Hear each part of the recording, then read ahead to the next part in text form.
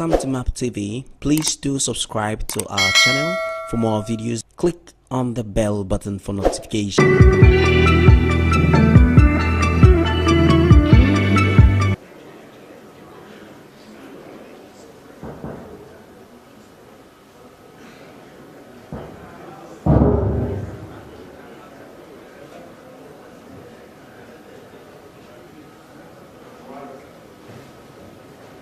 What is my place, gentlemen? Is there any hotel minister here, please? Any hotel minister? Yes.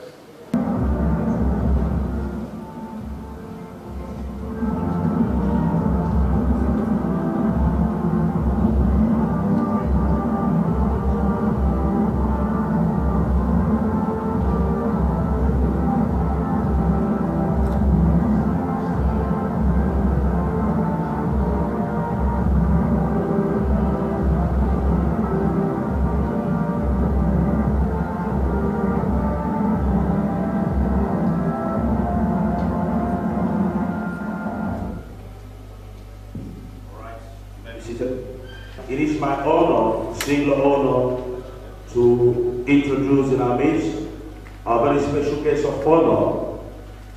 He is none other person than Chief Sir Emmanuel C. Iwanyamu Aha Ejagama, one of Igbo land.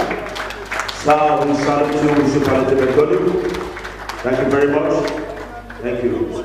Announce the presence of the gubernatorial candidate of PDP in the person of Right Honorable Emeka Ihedioha.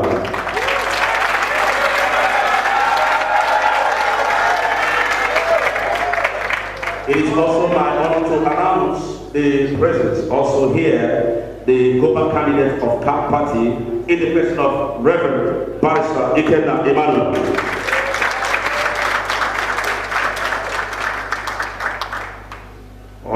It's also my honor to announce here, present with us, the gubernatorial candidate of NNPP in the person of His Worshipful Barrister Dr. Ahizechukwu Daniel.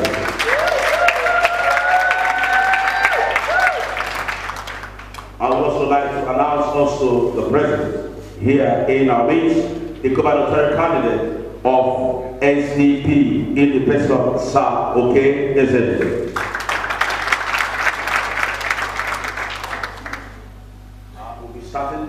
Unfortunately, we will not wait for others to join us because of our time. All right. Event. And also just to let you know that this is gubernatorial election debate that has been organized by Igbo Community Europe. Igbo Community Europe, made up of different countries from Europe. United Kingdom is there, Netherlands is there, Sweden is there, Italy is there, Germany is there, Greece is there. So we have loads of European countries that made up this particular forum. So the base in diaspora decided to organize this debate so we can hear from the Guber candidates on what they will do for the Imorites. All right?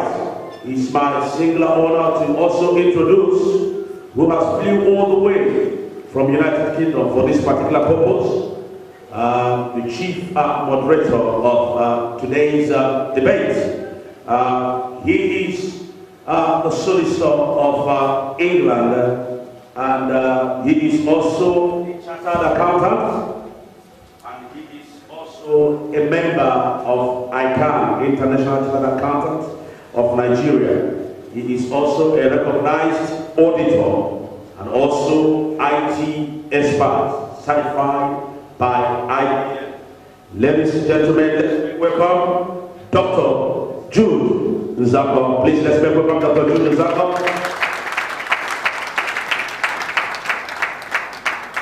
Dr. Jude Nzako.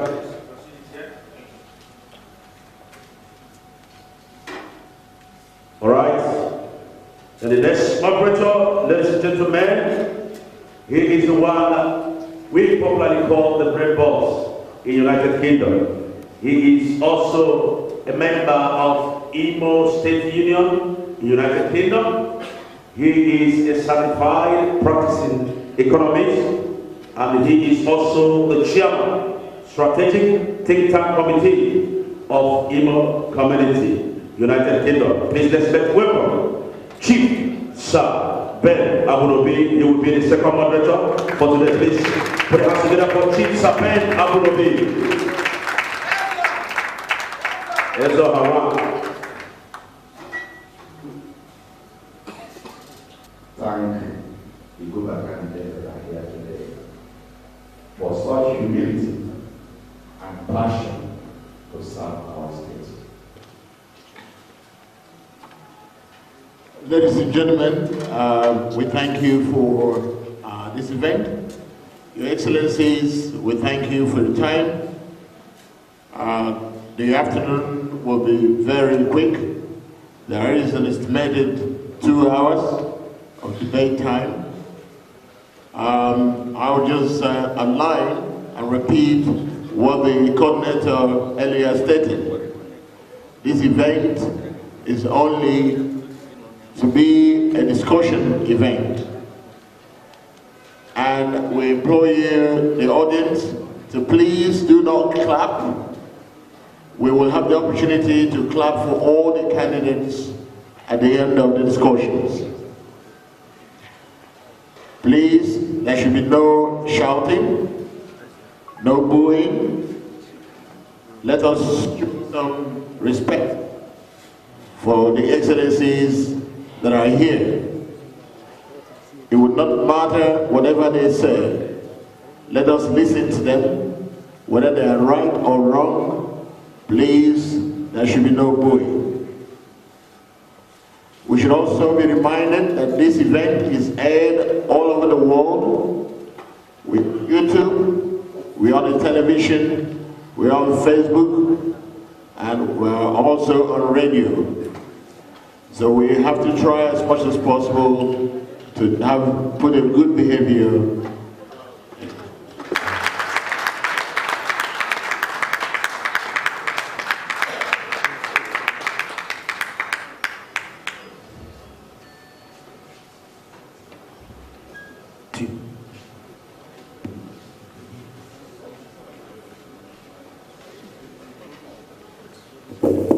Ladies and gentlemen, my name is Linus Okorie. For 25 years of my life, since I was 19 years old, I have been committed to building leadership capital for Nigeria and Africa. I am from Ebuoma in Uguta, local government area of Imo State of Nigeria, a leadership coach, and one of the major things that I've been known for over the years is human capital development. And over 300,000 people specifically have gone through my leadership trainings, and millions through radio and television have been impacted. I went through government secondary school, Owerri, where I was senior prefect, went through Imo State University, where I was the first elected student union president, and... Okay, your minute is up. Thank you very much.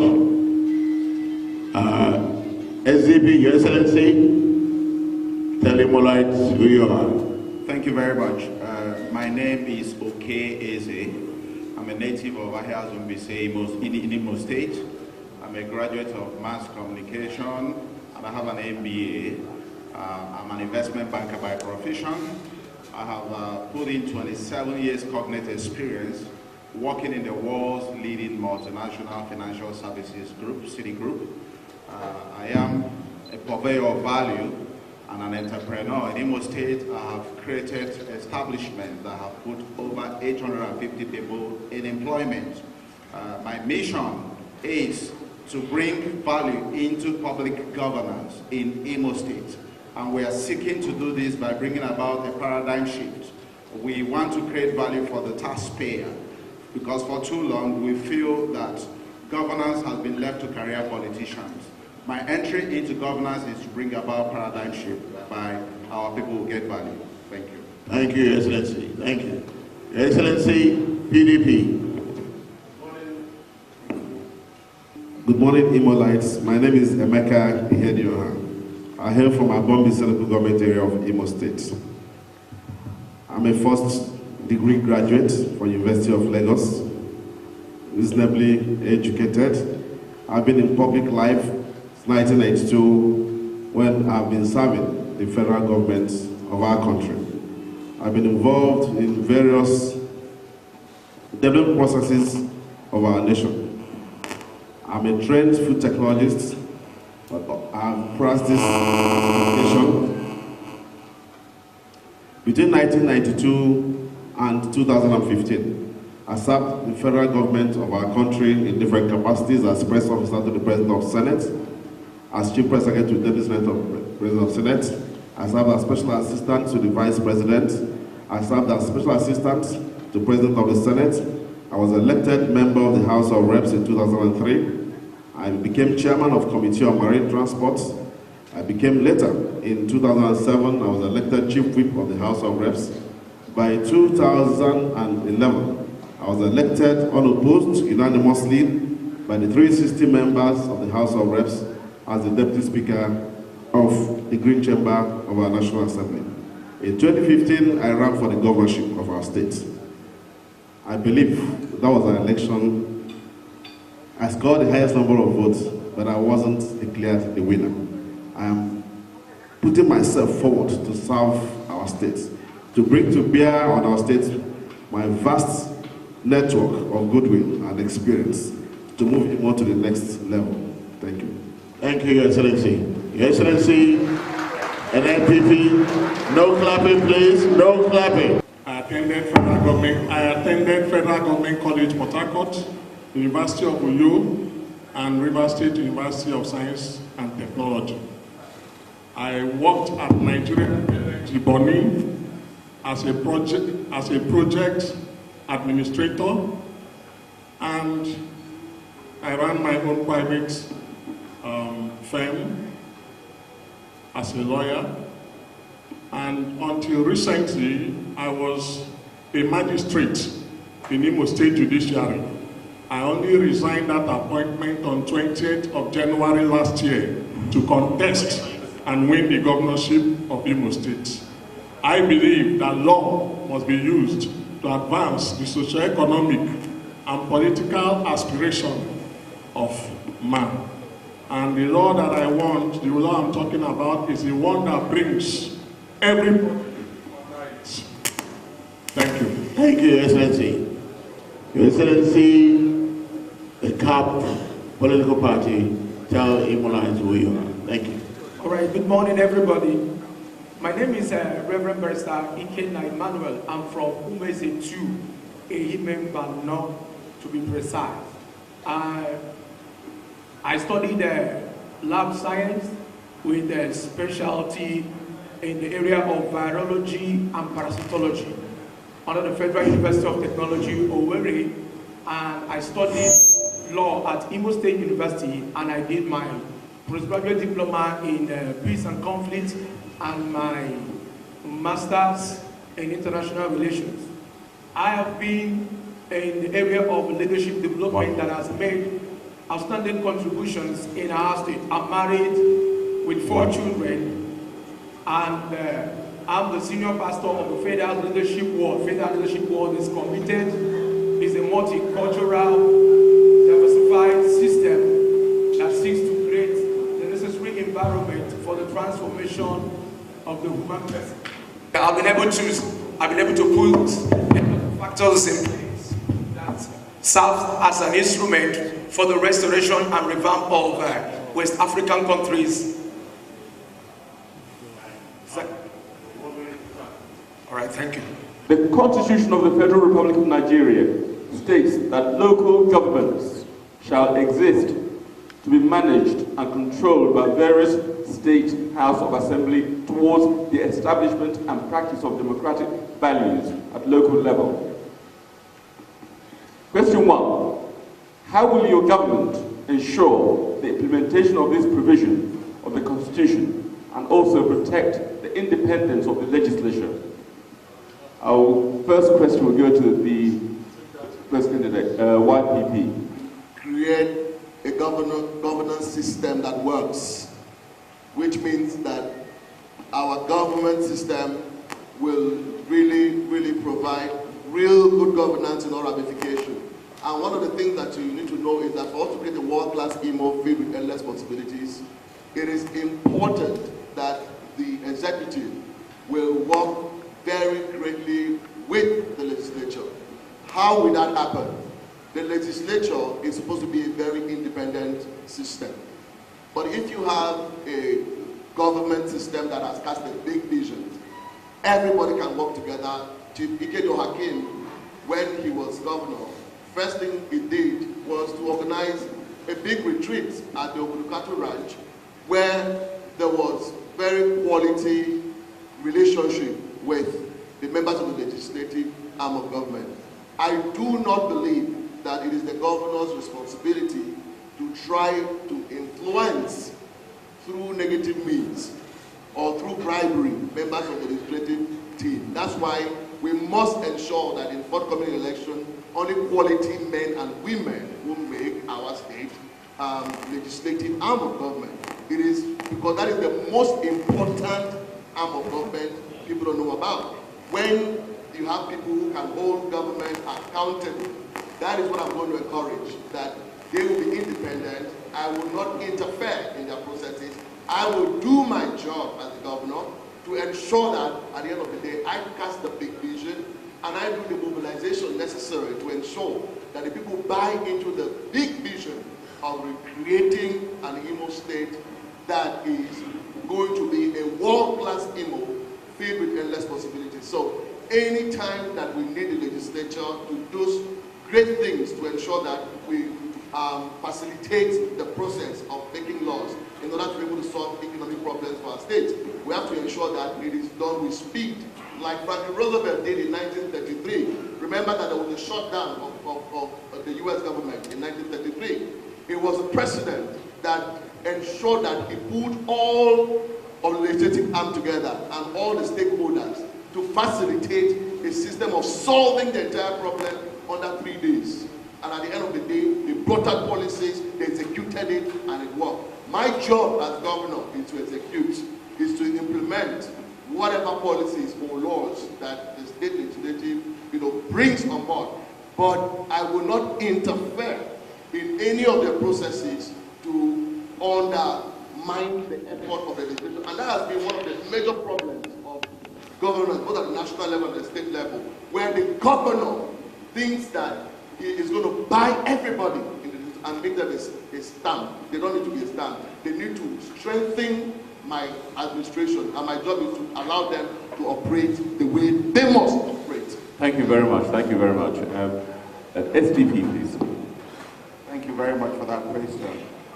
I think that if you look at our legal statutes, that mandates that arm of government, the legislative arm, to be independent.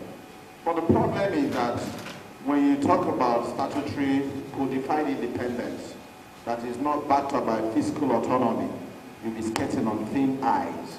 What am I talking about? The way they look at the House of Assembly, the legislative arm is structured now is that their very existence financially is at the behest of the legislative arm. Some of us have raised our voices vociferously to the issue of restructuring. Restructuring is not just about geopolitical concerns, but I think we need to rejig our very constitution. It's not enough to say that there are 3 independent arms of government, but you have one arm controlling all the other arms financially. So I am for a pure a fiscal overhaul that would enable the legislative arm to have a first-line charge as far as funding is concerned. Once you get that right, then every other thing is going to fall into place. The other question is, like somebody else has mentioned, what is the quality of representation at the legislative arm? Today, because of a decline in our value system, We are virtually running a capistocracy. We have some of the very worst citizens, with all due respect to everyone, we have some of the very worst citizens showing up to be elected. And when these people show up, and there are 10 of them and there are 7 slots to be filled, it means that at the end of the day, you have a vast majority of these people coming through the system. So the leadership recruitment pool needs to be re-examined. It's a responsibility not only for a sitting governor, it's a responsibility for everybody. We need to go back to the basics. We need to re-examine all those who step up to the plate to be considered for leadership. But looking at my background, having worked in multinational institutions that are renowned for global best practices, I'll tell you that you can take that to the bank when we run a fair, independent system that will respect all the norms and values. Thank you. Thank you very much. Your question is a two-pronged question. One, the state assemblies, and secondly, the local government autonomy. In 2011, I was elected Deputy Speaker of the House of Reps in what every Nigerian today appreciates to be the most audacious effort by a group of Nigerians to take the bull by the horn and take their will by themselves. We resisted then any imposition by the executive to elect for us our leaders. That today is a historical fact. Consequently, we proceeded in the House, and by virtue of my being Deputy Speaker of the House of Reps, I was appointed Chairman of the House Committee on Constitutional Review. What I did for that legislature was to embark on an ambitious program. When we started what we called a People's Public Session, we sent every member that was elected from the 360 constituencies down to their localities to meet with the stakeholders. Our desire was to have a true people's constitution, because the constitution today in practice, we believe, was forged on us by the military with civilian input. So we felt that for us to have a constitution that we practice, it has to be a people's constitution. Now, one fundamental thing we did in that period was that we got our stakeholders to discuss at their levels by themselves what must be done to make our country safe. One thing that was clear was local government autonomy, and the other was independence of legislature. So we voted, and the results of those votings were clear. We put it out in the media. Unfortunately, the president at the time did not sign. Now, I have a draft bill. When I become governor of Imo State, one of the first things I'll do will be to put through an executive bill which the legislature will have no difficulty going to crack their brain. One, to grant autonomy to local governments in terms of functionality, fiscally, and of course, operationally. Because it's not just about the fiscal aspect of it, but you also talk about the administrative aspect of it, so that local government areas can be autonomous. In the course of it, they create jobs. In the course of it, now people become accountable, because government is now at the very base, where a people's parliament can evolve from the very grassroots. That's about local government, and that's about constitution. Don't forget that my party, the People's Democratic Party, enunciated what they call development centers. Those development centers, again, we're going to revive them when we become governor of this state, and by the grace of God, our party is primed. We have taken it up at the leadership level of the party and adopted it as a modus which we are going to implement. We are hopeful that we are going to have control of the state assembly, and so that won't be a problem, because it's a party position which we are going to implement. As for the state legislature, I've spent my time and life in public life and public service. Consequently, I'm going to bring to bear my understanding and knowledge. I've served as an aide in the executive, I've served as an aide in the legislature. I became a member, I became chief whip, which is an officer, and then became a presiding officer. So I've seen it all.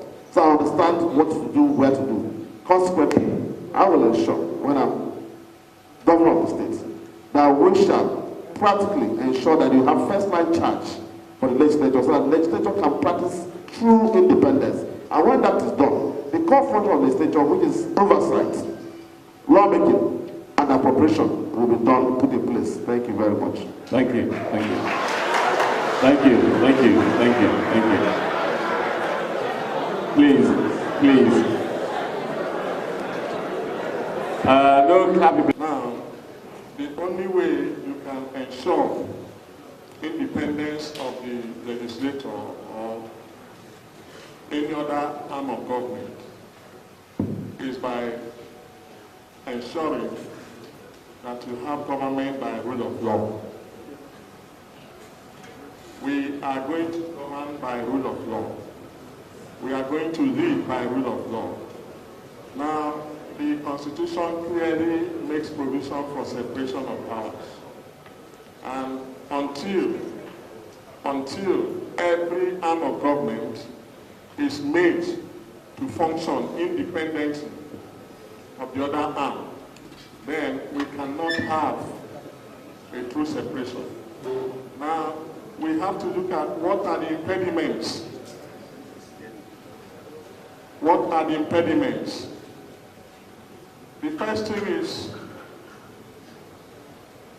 to make sure that there is financial autonomy for the legislature. They should have their funds, they should control their funds, and they should not be made to run cap in hand to the executive. When the legislator is made to run cap in hand to the executive, we cannot secure their independence, and they cannot function very well, effectively. So we are going to make sure that they have everything that they require that is provided for them in the Constitution. Their independence. Make sure they get their money to function, and they don't have to run cap in hand to the legislator.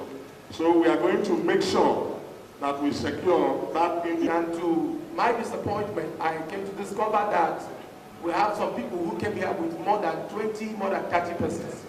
And that is the beginning of process of law. We cannot put in laws, whereas we are not ready to go and abide by those laws. The value system of the executive determines to a great extent the implementation of the separation of powers as established in our Constitution. I want to also Order, please. I want to also let us know this, that every single thing that goes on in the legislature has to do with the decision of the executive in tandem with whatever the legislature has put in place. Let's look at the issue of the local government. I came to discover that the joint account of the local government and the state government that was passed into law by His Excellency Chief Atiku has not been implemented up to this, the 5% has not been implemented up to this point. As long as finances, because whosoever that is in charge of the finances will definitely control every other thing. My government, when I'm voted in under the Change Advocacy Party, must definitely give attention to the issue of separation of powers. Let's take, for instance, we have a very wrong leadership system. A lot of young persons, a lot of people who are coming out to become members of the House of Assembly from different political parties. If we actually do a screening of those people, we find out that many of them have this distorted value system. And as long as someone has a distorted value system, he's going to carry it out into the workplace. My commitment is to make sure that every law that is passed, that is going to be passed by the legislature, must be carried out in accordance with the value systems, in accordance with the vision of the Change Advocacy Party, which our commitment is to make sure that human beings take advantage of the provisions of government.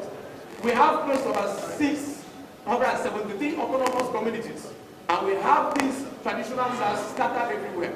My commitment is to make sure that we keep and make sure that the traditional rulers be part of the governance so that we can separate the local government and the state government. Thank you so much. Thank you so much. Next question, we'll move over to economy.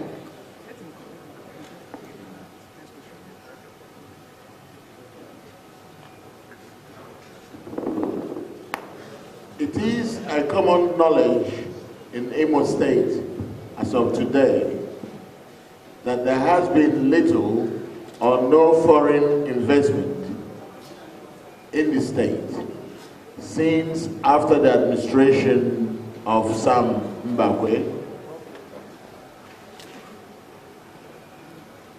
The main political candidates have all in the past promised providing enabling environment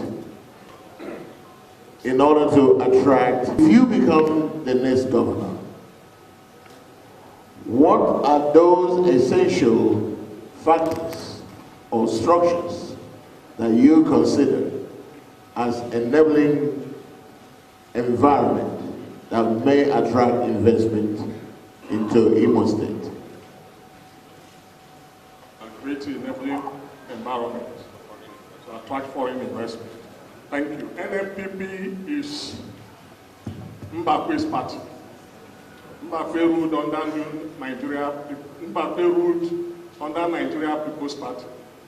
And NMPP is New Nigeria People's Party.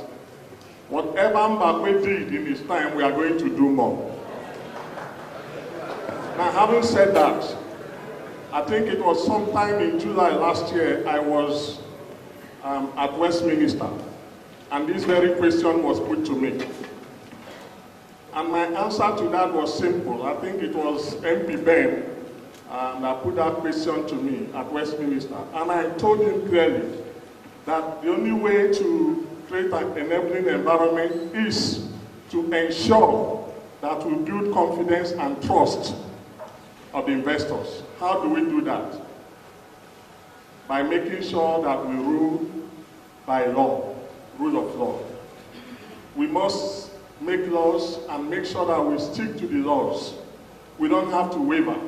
Today you make a law and you as a government cannot obey the law. It's going to create doubts in the minds of investors. The moment they can be sure that if they put their money here and all you agree with them, that you're not going to change the laws, they will have confidence. But going further, there are basic things that we have to look at that will give the investor confidence. For instance, a man who wants to bring his $50 million into Nigeria to come and invest in Imo State, he's going to look around and say, well, if he puts his money here and he's living here and he falls ill, what is going to happen to him? Are there hospitals where he can easily get treatment before you talk of flying him abroad? As when he finds that that does not exist like we don't have now, they are not going to bring their money. When they come in here, they want to see that they can move around freely, that our roads are motorable. But I can tell you what we have now, the state of our roads, it's a violation of our human rights. So they want to make sure that the basic infrastructure, the basic things that they need when they come in here are available. The moment they have that, they are going to have confidence and they are going to bring their money into this place.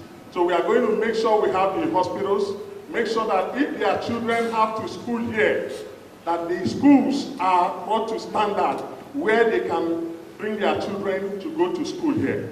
Once we have those amenities and infrastructures, they are going to bring in their money to invest here.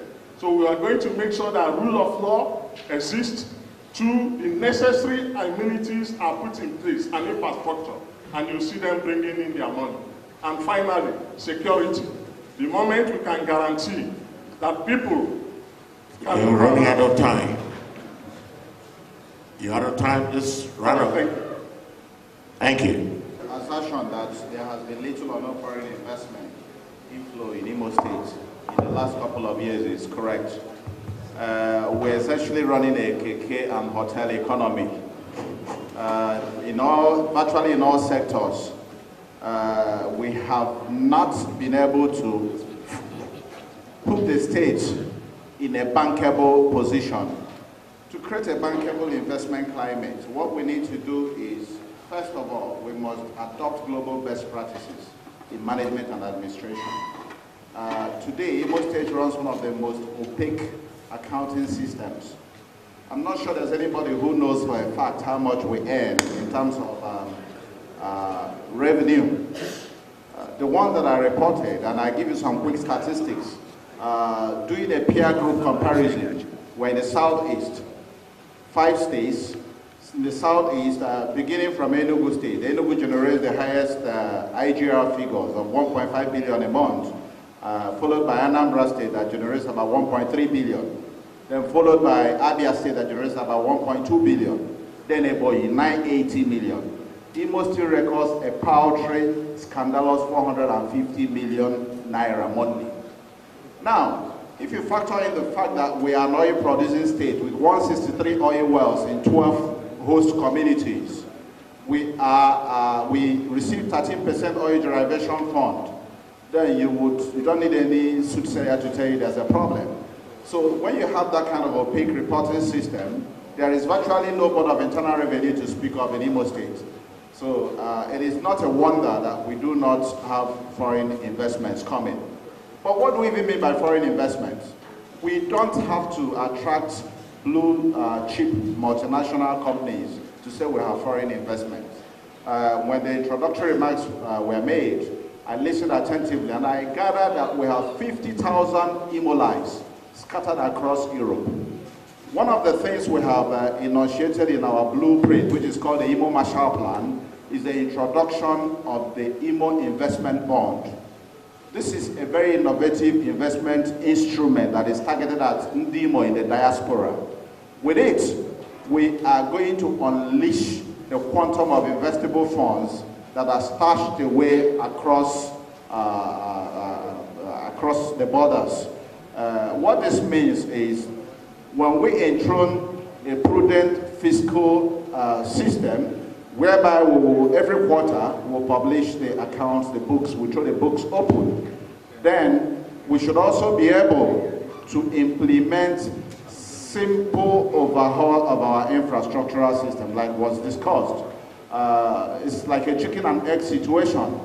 If you have a basic infrastructural system that works, then chances are that you can use it to recalibrate your revenue earning capacity, and investors would come. So these are some of the key areas that we would very quickly touch. Then the other point is foreign investments too are bedfellows with development, prudence. Imo State does not have a tenders board. In fact, most state governments in Nigeria do not have a tenders board. So when you have a foreign investor, it could even be a development partner, it could even be a multilateral agency that is interested in funding or putting projects in the state. When there is no value for money, then investors won't come. Development partners will not come. One of the first things we will do under an SDP administration in the first 100 days is to establish the Imo State Tenders Board. It may be there in our legal statutes, but I know that it would have garnered dust and nobody implements that. You have 30 seconds. So in summary, there must be a very prudent, a very transparent, very accountable mechanism for administering the state to attract foreign investors. Thank you. Of figures and statistics and ideas. What I think is very fundamental is capacity, character, pedigree, antecedents. That gives confidence to governance. I believe that for any investor to feel at home, he must be confident in the administration. Over the years, my campaign slogan has been my word, my bond. Mr. Moderator, I am certain that because of the decline in our lives, decline in infrastructure and institutional development, one thing that we're going to take clear and at the fulcrum of my government will be good governance. Good governance is all defining, if you understand, rule of law will be very fundamental. In good governance, transparency, like my brother said, opaqueness in government is an issue. So I am known to be transparent, and we're going to run a very transparent system so that people can appreciate what they're doing. When you run a transparent system of governance, now it gives confidence and hope to people. When I was in the United States in early December, I shared with our brothers in diaspora that we're going to float an Igbo diaspora board. Now that one is something we're going to do because we began discussion with the state of Maryland because we believe we'll win the election. And when we win, it's important for you to identify those that can partner with you in significant areas of technology. I plan that given our capacity, the Igbos are naturally very industrious. So we are known that our sense of industry is huge. So part of what we plan to do is to make Owerri an IT hub in the entire Nigerian Federation, and that is very possible. When you do that, you have created wealth. When you do that, you have also created a lot of jobs. But fundamentally, Mr. Moderator, power is at the core of any economic development. And so I have taken my time to understand the entire power matrix, provision of energy. If you go to Idato, for instance, Idato North and South, there were 37 industries that were functional before the advent of the current administration. All of them today have gone moribund. That gives you cause to worry. Loss of jobs. So when I come in, I am aware that the federal government is building an IPP plant of about 1,100 megawatts capacity at Ebema. Now that project is yet to be completed.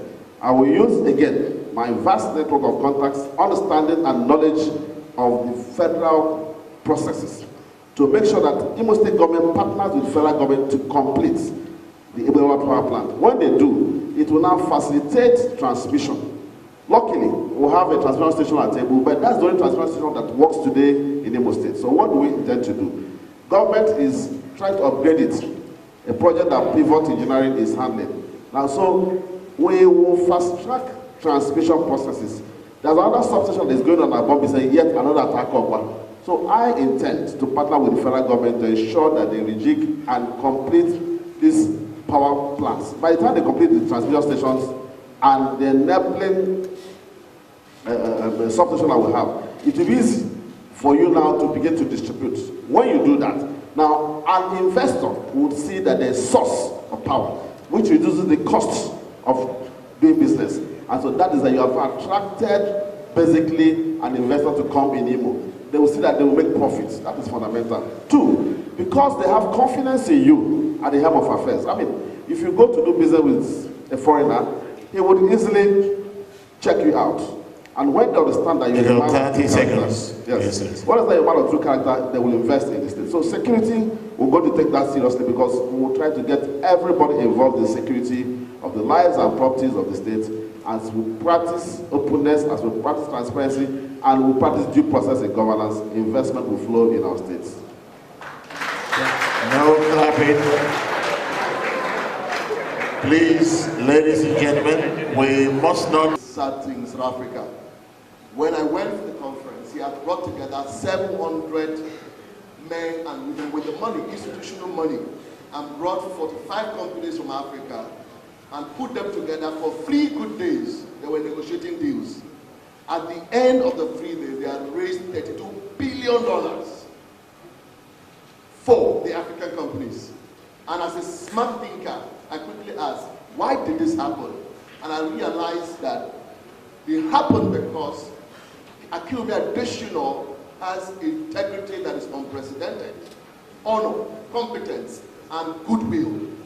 And I said to myself that no matter the amount of packaging we can have, if Imo State does not fall in the hand of a visionary leader with great capacity and integrity, nothing happens in international realm. Do you know that as I'm talking to you today, Imo State is at the center of 48 million people, southeast state. Imo State is a trigger state in the middle of where we are supposed to serve 48 million people across board. What does that mean? The opportunity is that Imo State is supposed to be the economic hub of the entire south and southeast. We have a population of 48 million people, whether we like it or not, that is an investment market already. That's a big market. Anybody who's an investor anywhere in the world, whether they like it or not, Imo State is a destination for investment. As a governor, first thing I like to do is to ensure that the 3 economic zones, basically we have what we call industrial zones, industrial clusters, for light manufacturing. It is, once the deal is set, I already have the contact, I already have the discussions. In 6 months, I can assure you, we will reorganize our industrial setup such that investment will flow in as quickly as possible, because the name Linus Okorie in the international system signifies trust. A lot of the people will come because Linus Okorie is governor. And when they come, they bring their investment portfolios. And guess what? When we talk about investment, we'll only talk about external investors. What about the local people from Imo State who live in Lagos, who have investments in Kano, all over the country? What we need to do is to ensure that those industrial zones are powered. We can make it happen. And once that is in place, guess what? If you power this and there are no skills, we have to immediately start a skills training system, technical training system that will ensure that 27,000 people per year will do what? We have the requisite skills in manufacturing, in oil and gas, in all the sectors, so that when the companies come here, they already have skills available to work within the place, people from our place. And that's one of the things I like to do. But guess what again? Imo State has you got 30 seconds, Your Excellency. Imo State has a lot of people with big ideas. Guess what? Access to finance is critical. Anybody with a beautiful idea, trust me, we will create an enterprise development fund. You will find money to do your business because that money is available. It will not be stolen, it will be available. And then we will distribute it to the people because we have guarantee for the money. And then the women in the villages, 1,000 women per local government, 27,000 of them, give them small money to start up business. Okay, your time is up. The economy will jump because the money is hand of the people. That's how it works. Thank you very much. The political structure and the legal system. Before anybody can actually put his money on ground for any economic advancement, such kind of person will need to understand how the legal system works. What if I have a disagreement with the government? How am I going to make sure that I sue the government to recover my money? Because law has always remained the foundation of economic advancement. Because anybody that you, thank you so much for everything you want to bring to come to Imo State. As long as there is no working legal system, there is always an agreement between the foreign investor and the state. And as long as the legal system is not working, currently the legal system is sick. There is what is called private partnership. When it has to do with private partnership, there is always a conflict of laws, private company partnership, and then local platform. And as long as the culture of the people, as long as there is no technological involvement in the state, people wouldn't come to invest. Let me also talk about the issue of personality, the issue of character. The world has become a global village. If you're corrupt, people know. If you're straightforward, people know. We can actually pinpoint and Google and then know the antecedent of the persons. A lot of persons might come up with wonderful manifestos and statements that will always say that I am this, I can do this, I can attract this. But I want to let us know that you can never put your money in the hands of anybody that has an antecedent of corruption. I want us to know that in 2019 election, when I'm elected as the next governor of Imo State under the Change Advocacy Party, I have a pedigree of character. Someone can actually trace where I'm coming from. I've lived in this town for 41 years running. And I understand every nook and cranny of the state. When it has to do with the issue of economy, look at our statistics. Currently, 2017, we have Imo State is indebted. Our debt weight is close to about 120 billion. And before anybody will come to invest, the person has to look at the papers. How do we service these debts? We're going to make sure that we put in place over 83 small and medium-scale industries from where we could actually tap. I have done it. I have a lot of young persons who are working with me. We develop what is called IDEA. IDEA is Independent Development Energy Alternative. Independent Development Energy Alternative is an alternative energy source, because as long as there is no power in the system, forget anything that has to do with industries. Thank you so much for bringing people from Europe. I have a lot of my friends who have been talking together and we're discussing about the issue of investing in Imo. But I've come to realize also that we have generated close to about 1,800 young persons in Imo State who are doing their bit to make sure they contribute towards the advancement of the economy of Imo State. Once I become the next governor of Imo State under the Change Advocacy Party, we're going to do what is called non-fiscal private partnership investment. Non-fiscal means that at all points where these resources are brought into the state, we're going to look at the papers and say, this is our debt weight. We need about 30 billion. Any good government that wants to transform Imo State must give attention to making sure that every year at least 30 billion is put into our debt weight to clear the system. When I become the next governor of Imo State, I'm going to make a commitment when it has to do with technological advancement. ICT is close to 1.6 trillion globally, and young persons to the age of 45 years downwards are involved in ICT as long as Imo State is concerned. So my commitment is to make sure that we give attention to these cottage industries, which are not, as it were, so much capital intensive, where people can actually start their business in the 30 seconds. And from there we can actually grow the economy and service our debt. Thank you so much. I will do that is because this event is organized by Imo Community Europe. The issue of foreign investment is very dear to our hearts because we know that we can attract foreign investment to this country. And I am very glad that you've all touched very clearly, very effectively on those things that we already know, those fundamental things that investors will be looking for. Notably, there needs to be skills, ready-made skills on the ground. Because if an investor is going to establish in Imo State, they would like some skills ready that can kickstart their program before they can train others. So, there is need for capacity building and skills acquisition. So if you do become the governor, believe me, Imo Community Europe will be there to extend hands to you, provided there is these enabling factors that you have enumerated. And one of the most important ones is the rule of law. The Europeans, the Americans, and the civilized society would not want to bring investment to any country, to any part of the world, if the investment would be at risk ab initio. So there's need to be respect for rule of law in Imo State. There is also this requirement for integrity, which most of you have touched. Integrity is very vital, and I hope that all Imolites are listening. Because if the next governor emerges and there is a question on integrity, then it will still be difficult to attract foreign investment to this state. So I thank you dearly, Your Excellencies.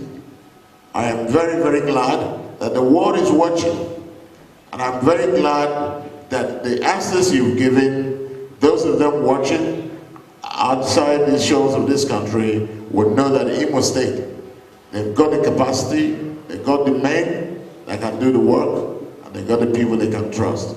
And thank you very much for your answers. Ladies and gentlemen, can we clap for the Excellencies, please?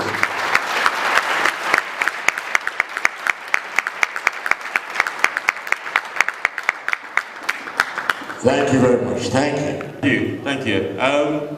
We're talking about attracting investments in the cities and so on, but I want to move towards the rural side of our economy.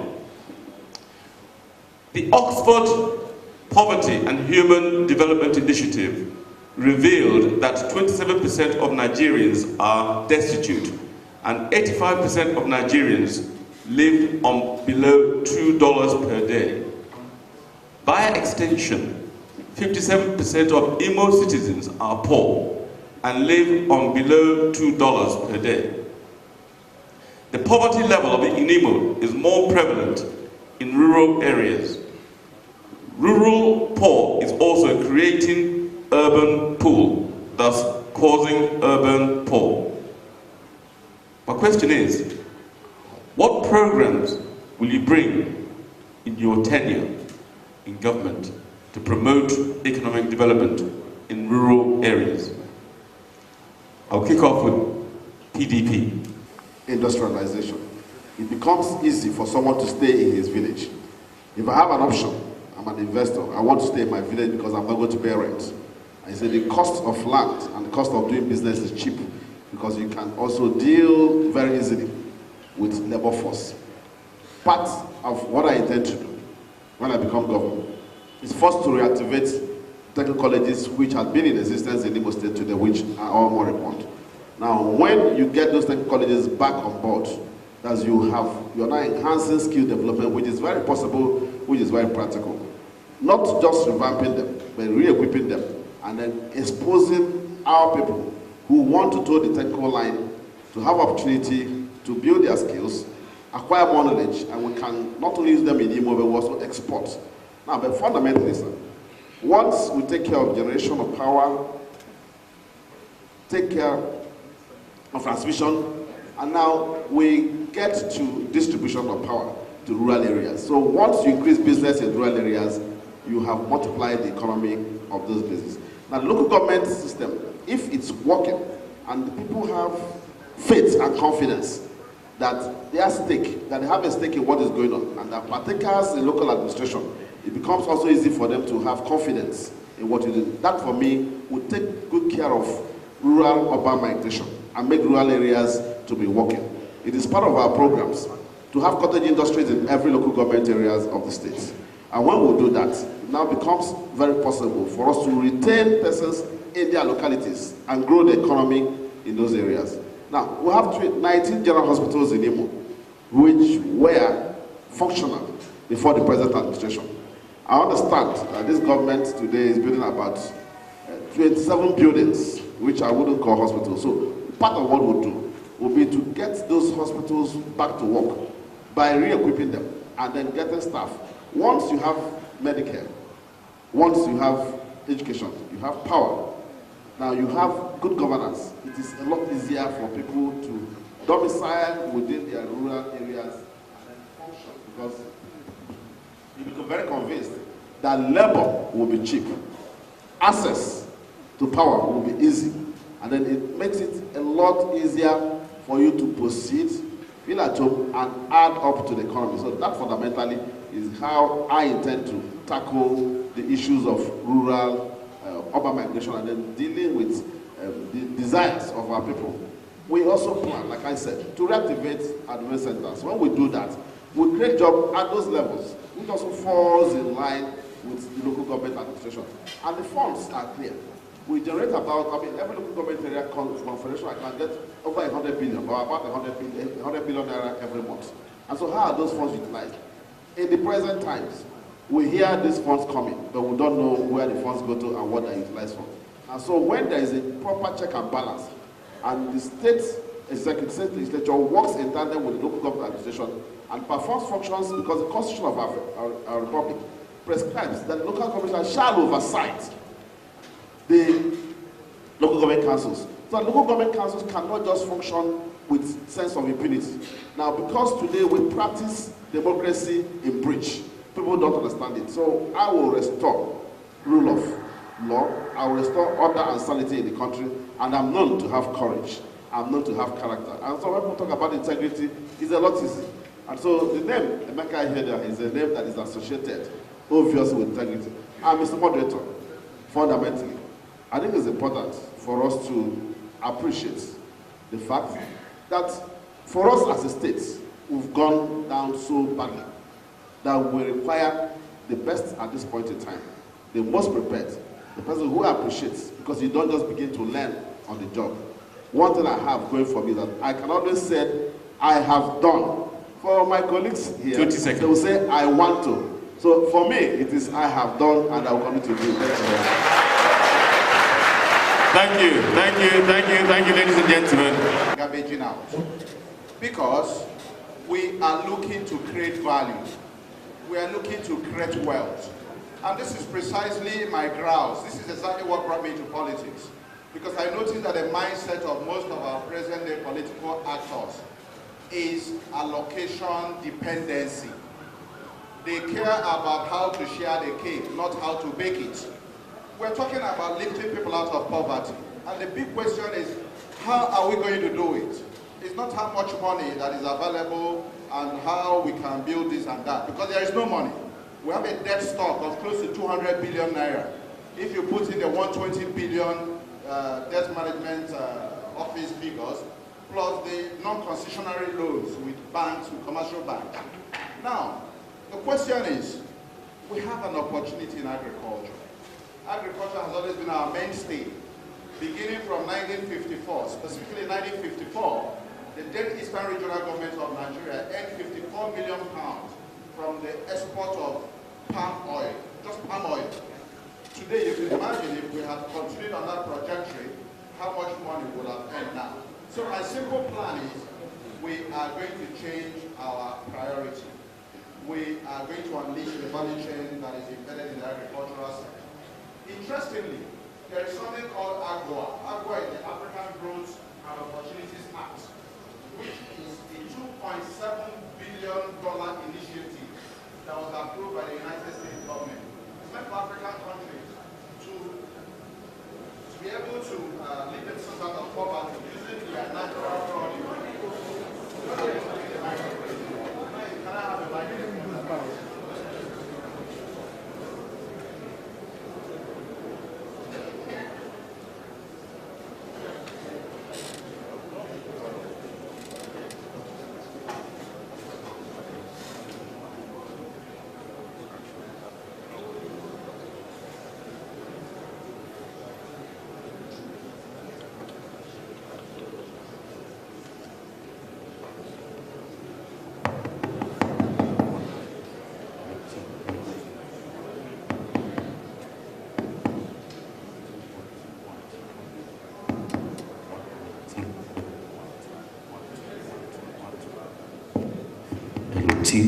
T, right, 1 2 1 2, LOT,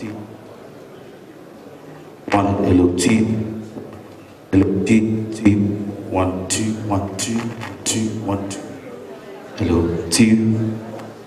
So the simple plan is, we are going to unleash the enormous value chain we have in agriculture. I talked about the AGWA, the African Growth and Opportunities Act, that is worth about $2.7 billion.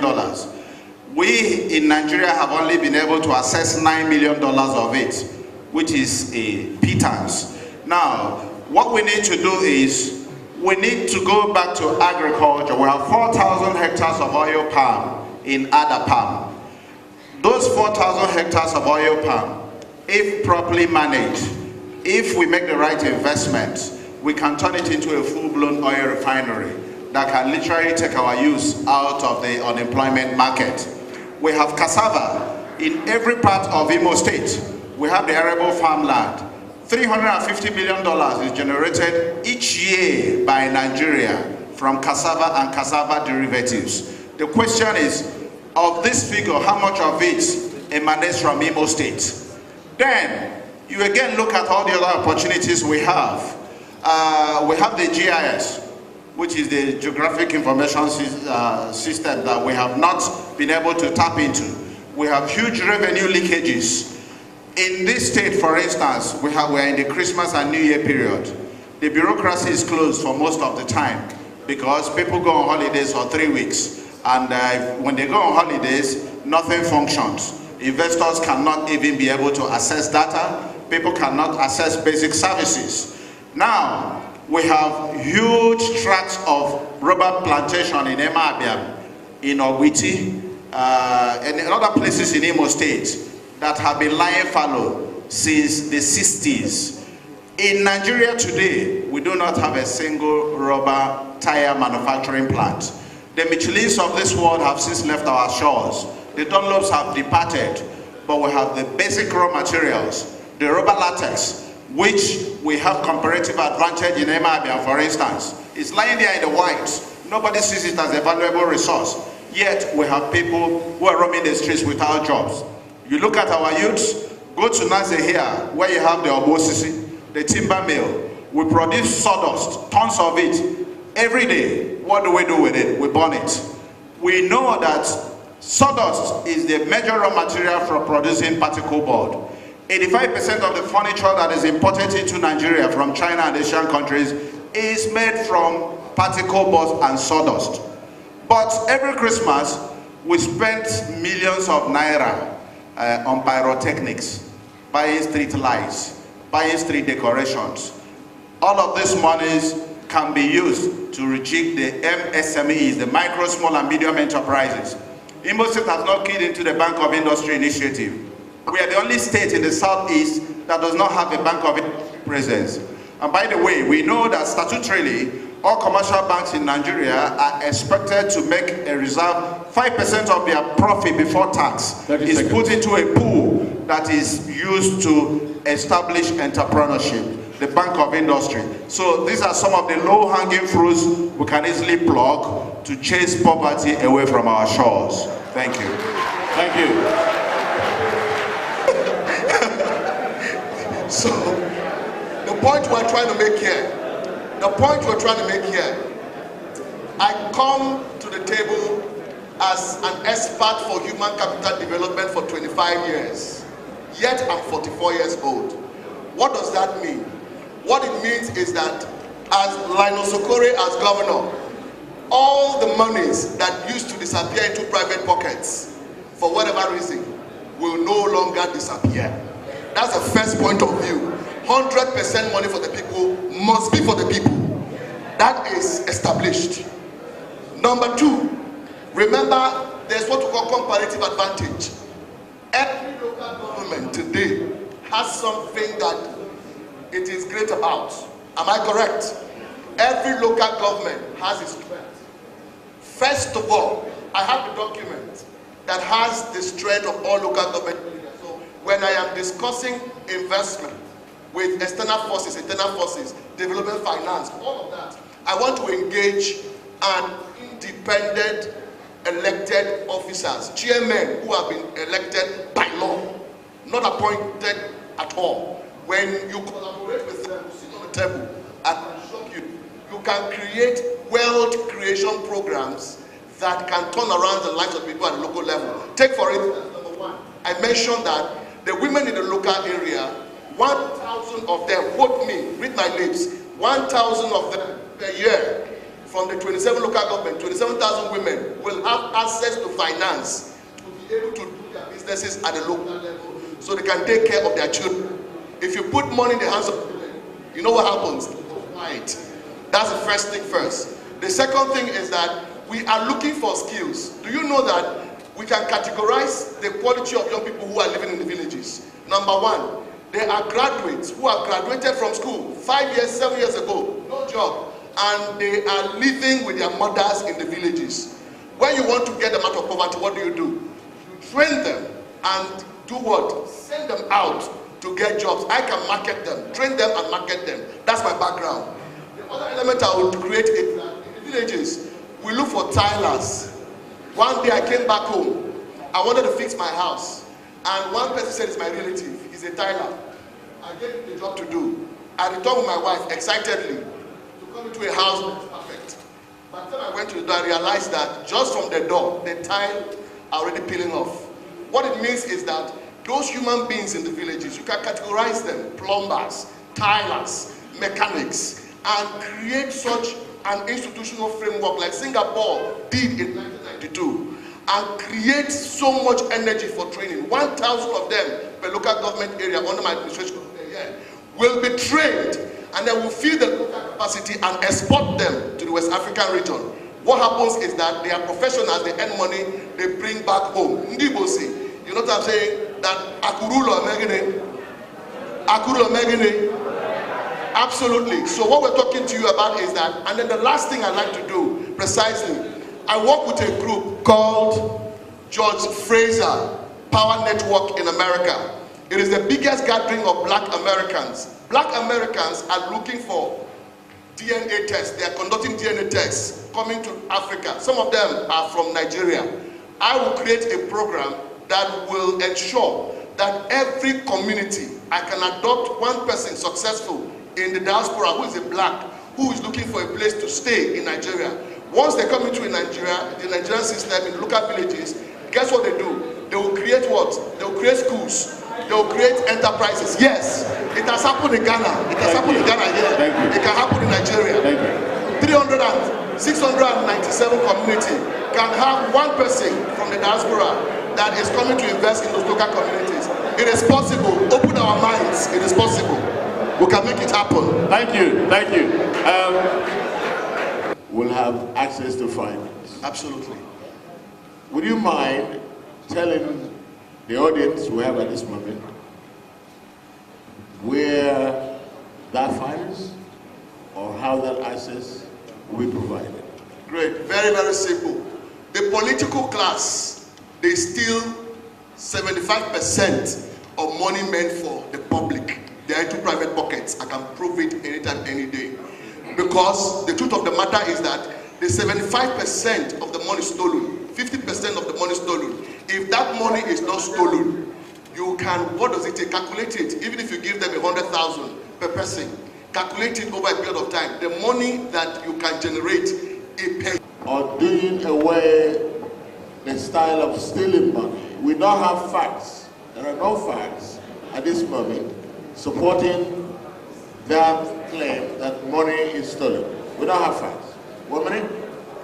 And relying totally on funding local industrialization program purely on stopping embezzlement will be quite speculative. Are you asking for more? Let me give you more. No, I'm just reminding you. It is very important that these, Your Excellencies, that you take into account the need to invest in rural areas. That's why I'm coming back on this. And one of the things that is stopping those people in the rural areas is access to finance. Access to finance. Absolutely. So if you're able to work out, come up with a model that is workable, that is not speculative, and I'm sure it's possible, it's doable, rather than relying on the stolen money or whatever. So if you can do that, spend some more time, I think we will be able to have... So what do you want me to explain? I'm not speculating. Because of facts. Because of want of time, facts. We will just move on, but I just remind you that. We'll come on to that later on, I promise you. NNPP, please, on this issue of rural industrialization. Thank you. Your question borders on destitution and poverty in rural areas. Now, I have a very simple, practicable state to come with something to the table in agriculture.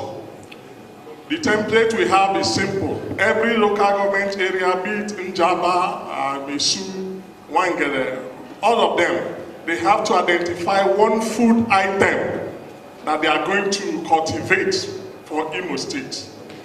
That is what we want to do. Now, Njaba may take pepper, for instance, and Wangere may take onions or potato, whatever it is. Every local government area must be made to come with something to the table. Now, as a government, what we are going to do,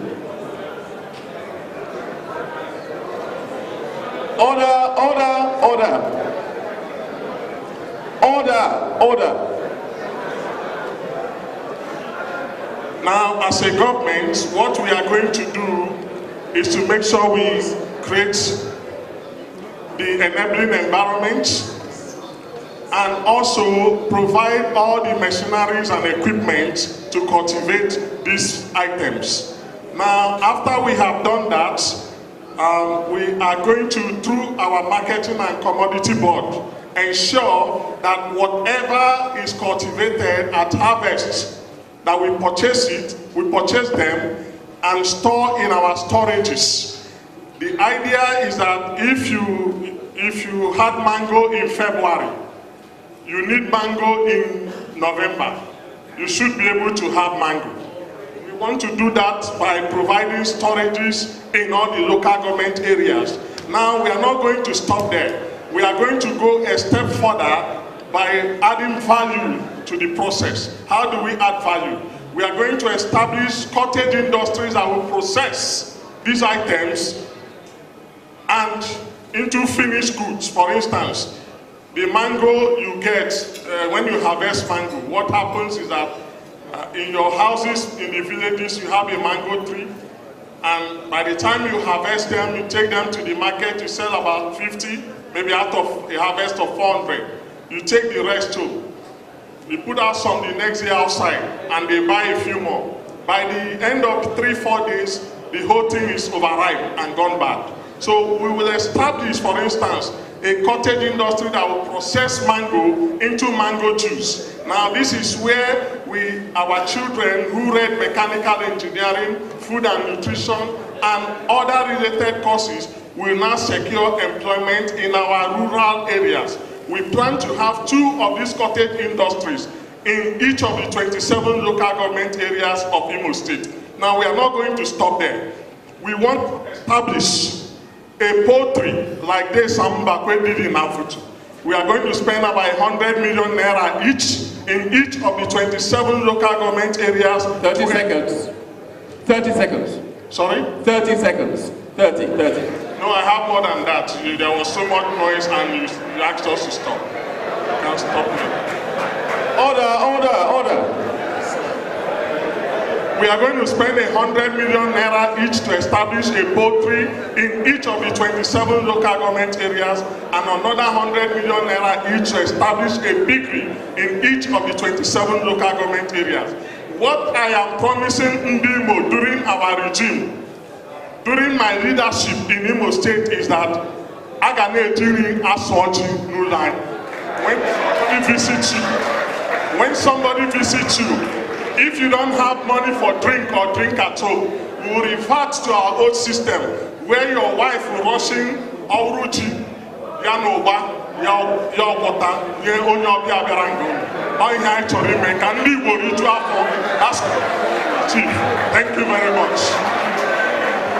Thank you. Sir, I hope you're listening.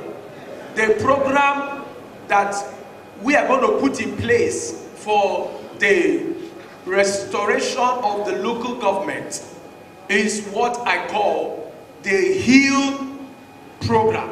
HEAL is an acronym, H-E-A-L. H talks about health.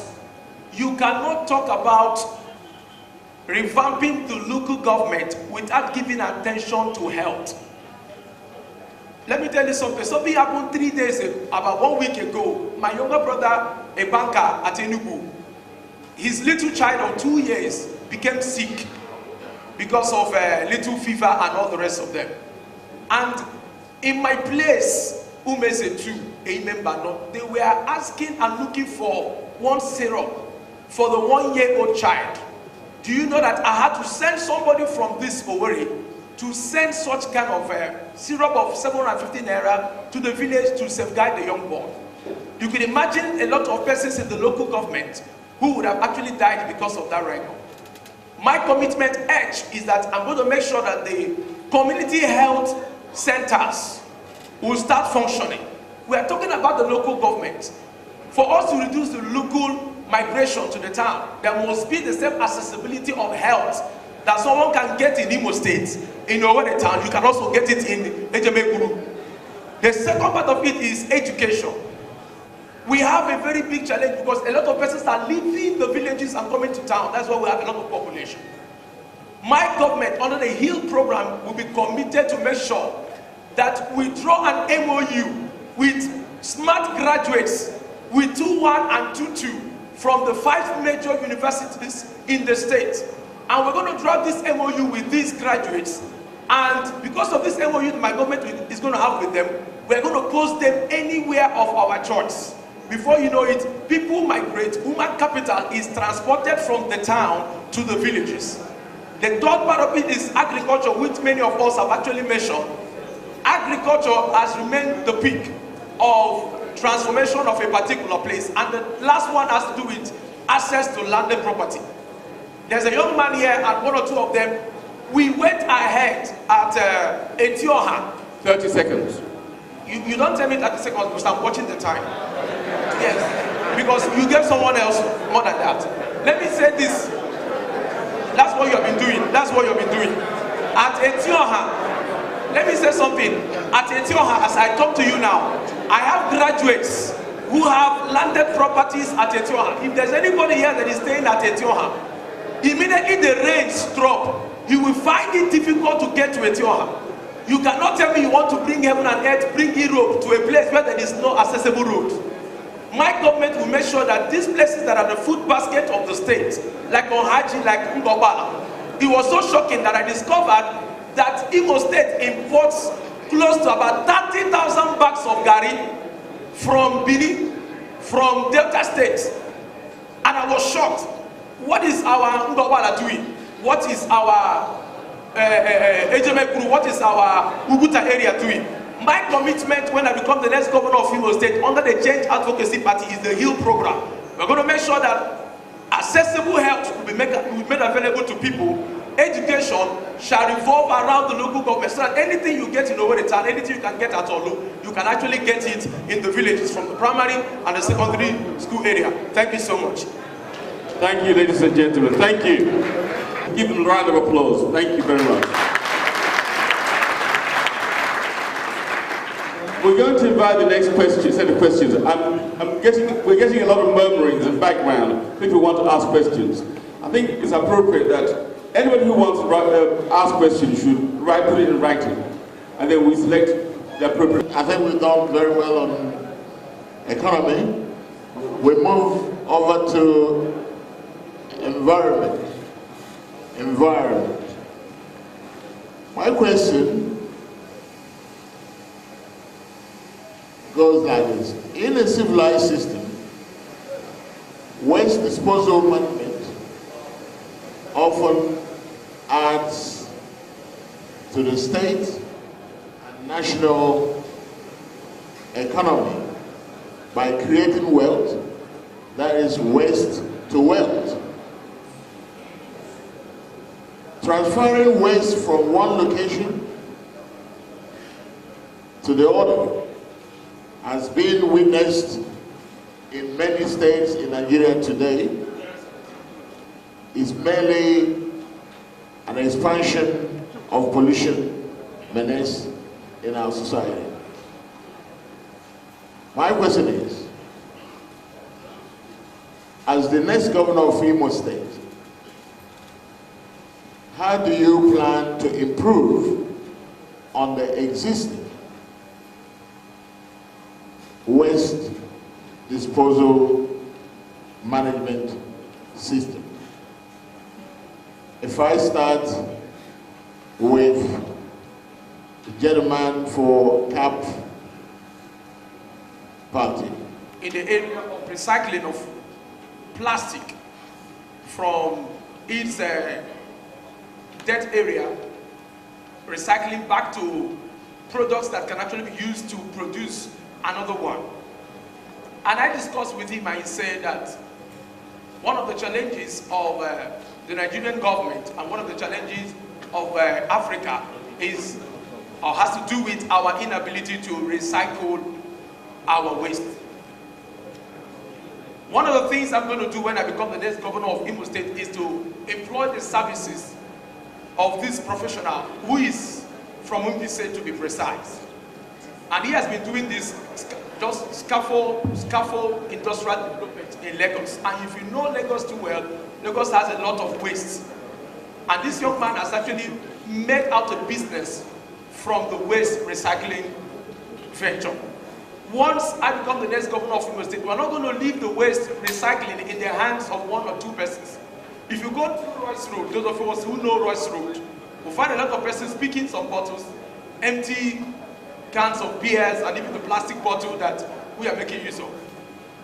My commitment is to make sure that we can recycle these products and we put them together and establish cottage industries that are involved in these polymer-centered products. I work with a lot of persons who I work with a lot of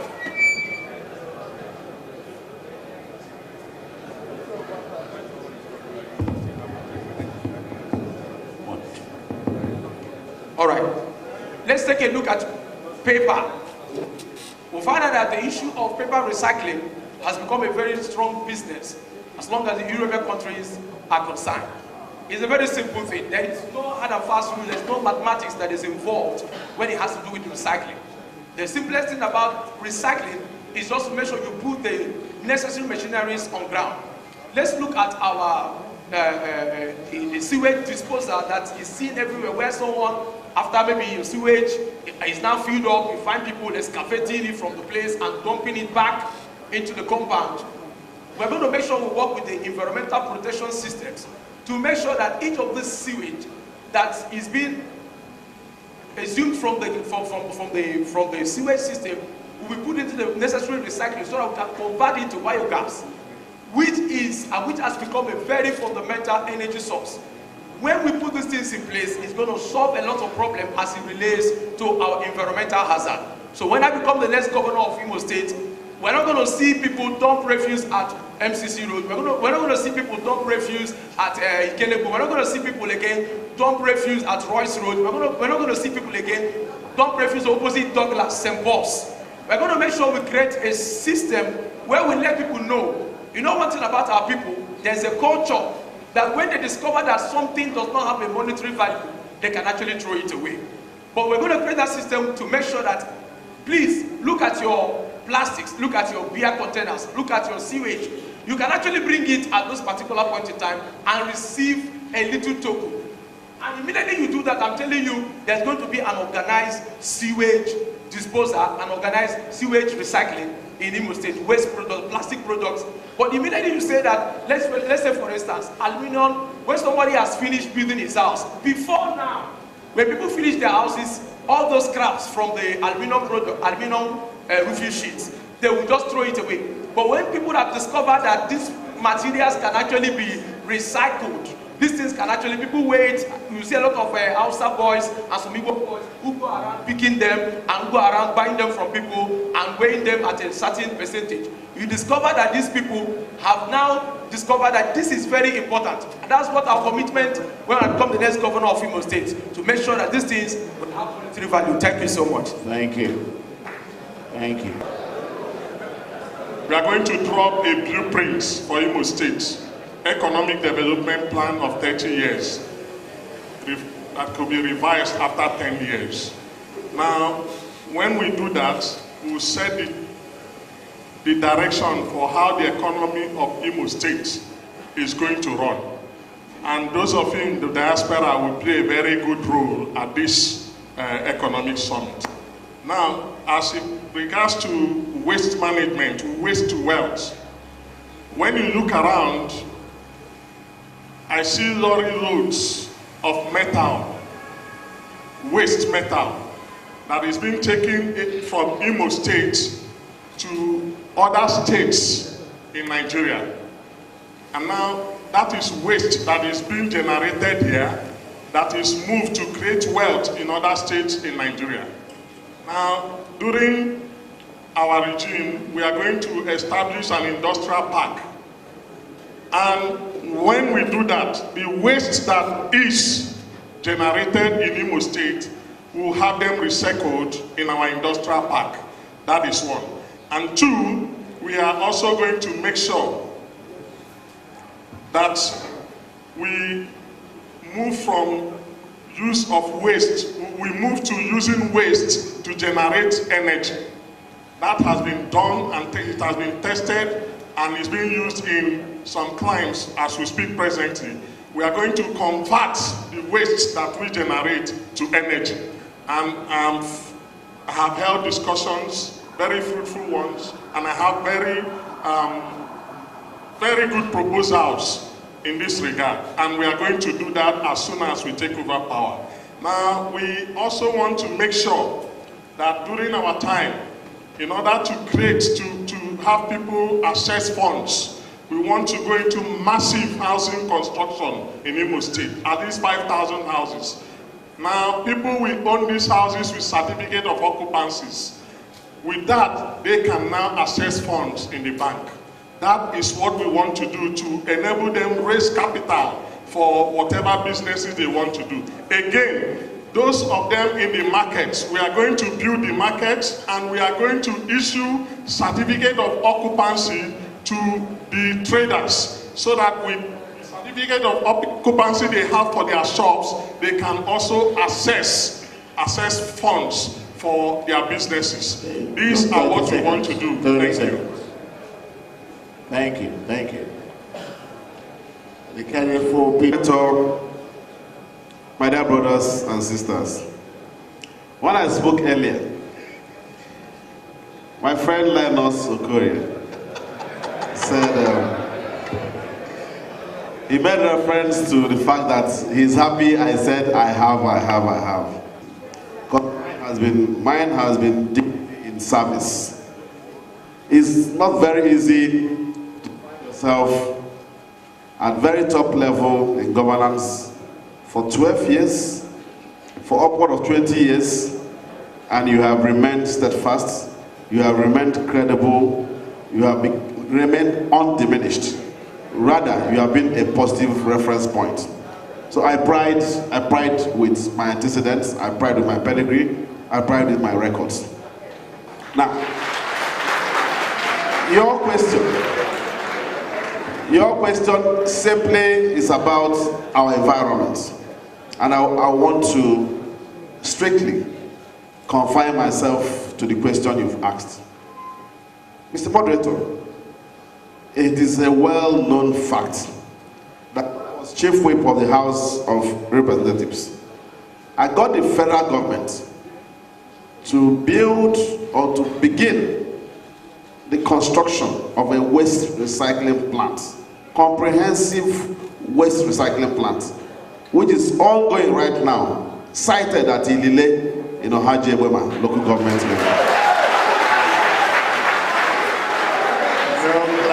No clapping, please, ladies and gentlemen. Mr. Moderator, if I don't understand the import of this in the economy of our state, I wouldn't have initiated that project. And I kept funding that project until I left the National Assembly. If we had a responsive government in Imo, that project would have been completed. Because what happens, there is symbiotism in governance between the federal, the states, and local governments. And so, but because there's this link, we have had a problem, so that project is not completed. When I become governor of Imo State, Mr. Moderator, I will, because I know the issues, I understand where we are, I know what needs to be done, and I know what we have not done. So I will do what we have not done, and I will do what we need to do to ensure the completion of that waste recycling plant. And by the time we complete that, the rest is history. Now the rest is about collecting garbage. So I think I have addressed that matter. Mr. Moderator, I began a program to deal with the issues of Mori River and the affluence that goes into Mori River and its environs. By the grace of God, when I become governor of Imo State, in line with the environmental policy we're going to pursue, we will ensure that the purposes for which God gave us Mori, Otamiri, and Oramoko River will be fully utilized to ensure that one, the ecosystem becomes useful to our economy. Mr. Moderator, I intend to set up a policy advisory council when I become governor of our state. This council will be made up of experts from within, and of course, you, our brothers in diaspora, who would from time to time look into government and government policies and programs for us to proceed. I want to remind my brothers and sisters where we are and what the issues are. Where are we? The state has been, and so we're owing a deluge of debt. So people, you need every support to get us out of the woods. So one thing that is very fundamental is confidence and knowledge. What is important is experience, which cannot wish away. Excellency, you got 30 seconds. 30 seconds. 30 seconds. I will respect myself, Mr. Moderator, because I've delivered the goods. Thank you.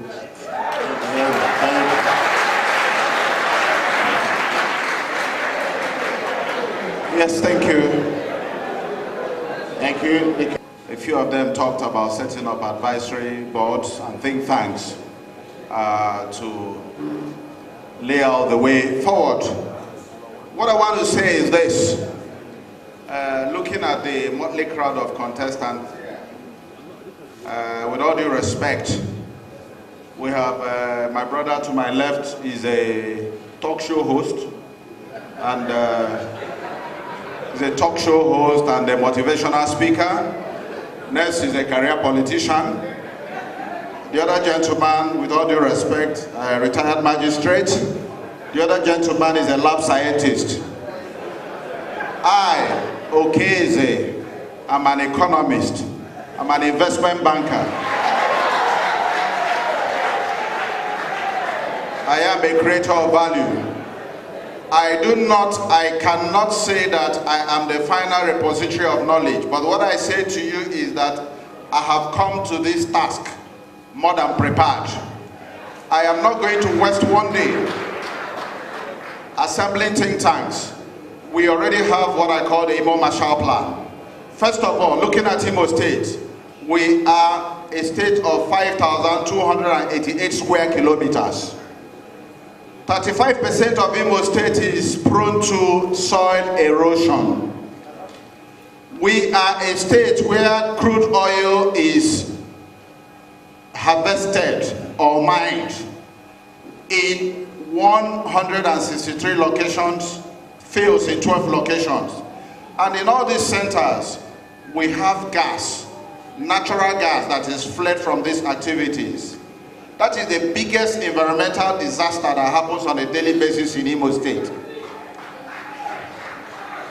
We flare 55 million standard cubic feet of gas every day in Imo State, between Ohaji, Ebwema, and the Zombe.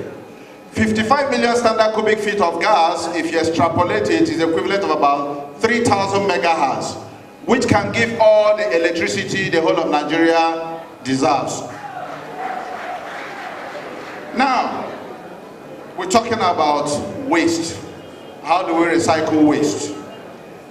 If we look at the 1960s, because those are the golden days of our time, of this part of the world, we had sanitary inspectors, we had forest guards, we had forest reserves. If it is about the environment, we must approach it in a holistic fashion. In the first 100 days, will bring back the forest guards. We are going to establish forest reserves.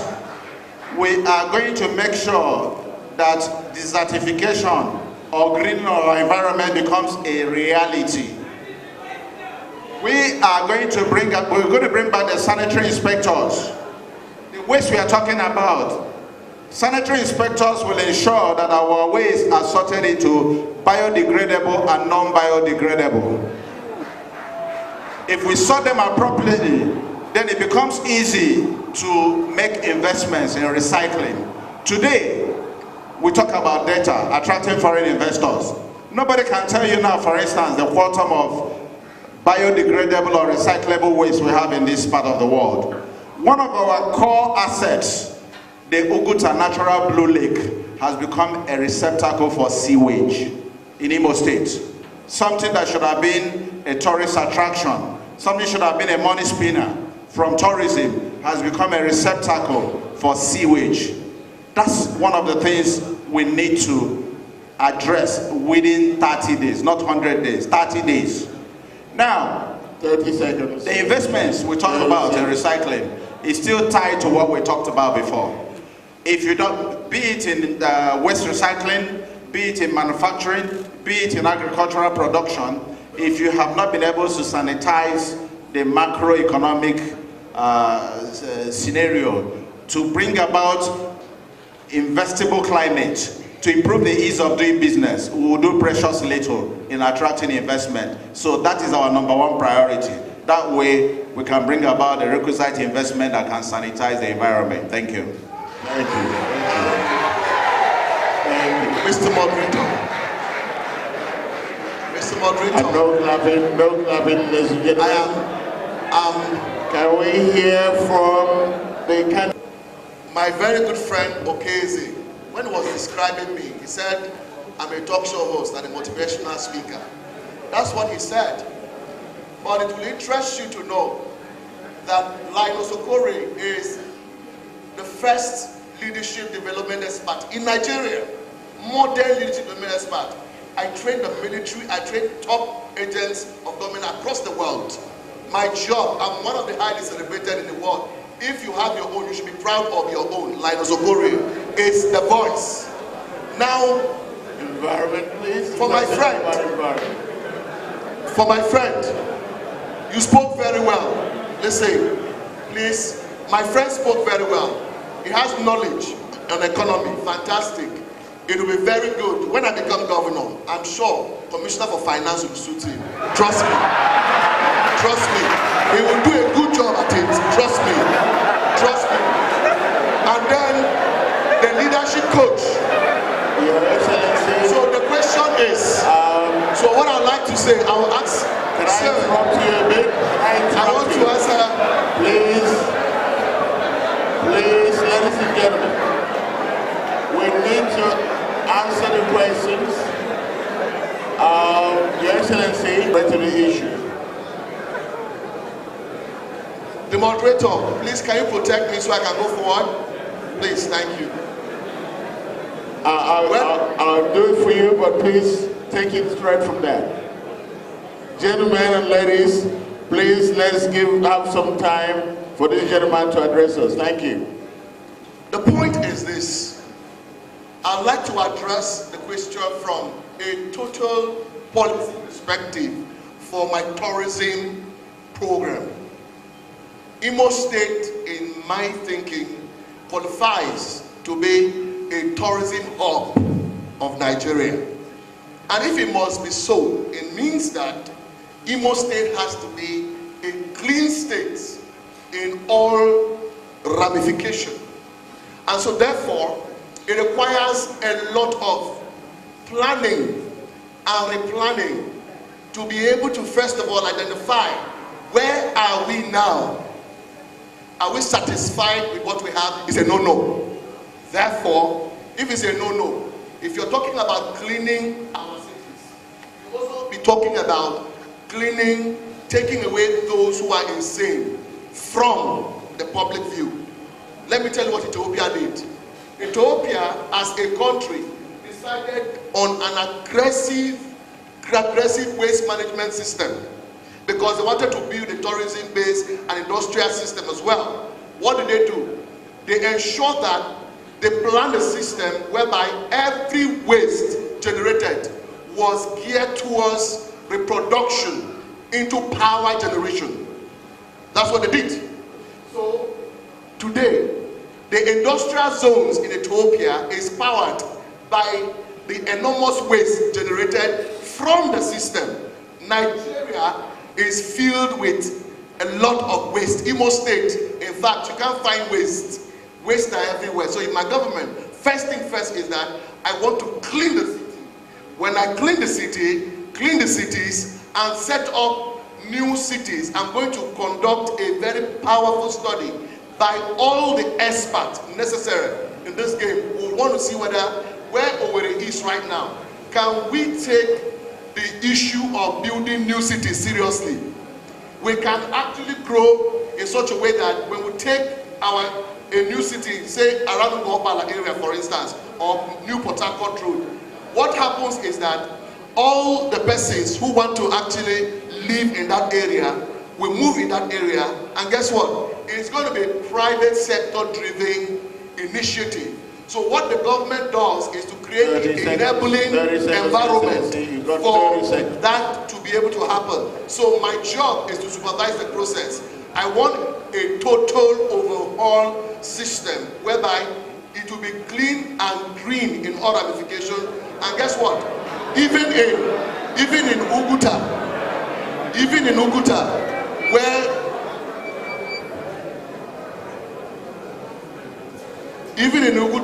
we find ourselves, Uguta Lake precisely becomes that center of the hub that I'm talking about. So what we just do is that the experts, I am not the expert, I can own up to that. But what I will do is to ensure that the experts, I sit with them, come up with a blueprint, I will execute it to the fullest because I'm an executor. I like to get it done to the fullest. Time up. Thank you very much. Thank you. Thank you. Moving for 2 minutes. 2 minutes only, just for reference purposes. Thank you. Please, ladies and gentlemen, I think they deserve a round of applause for the questions asked.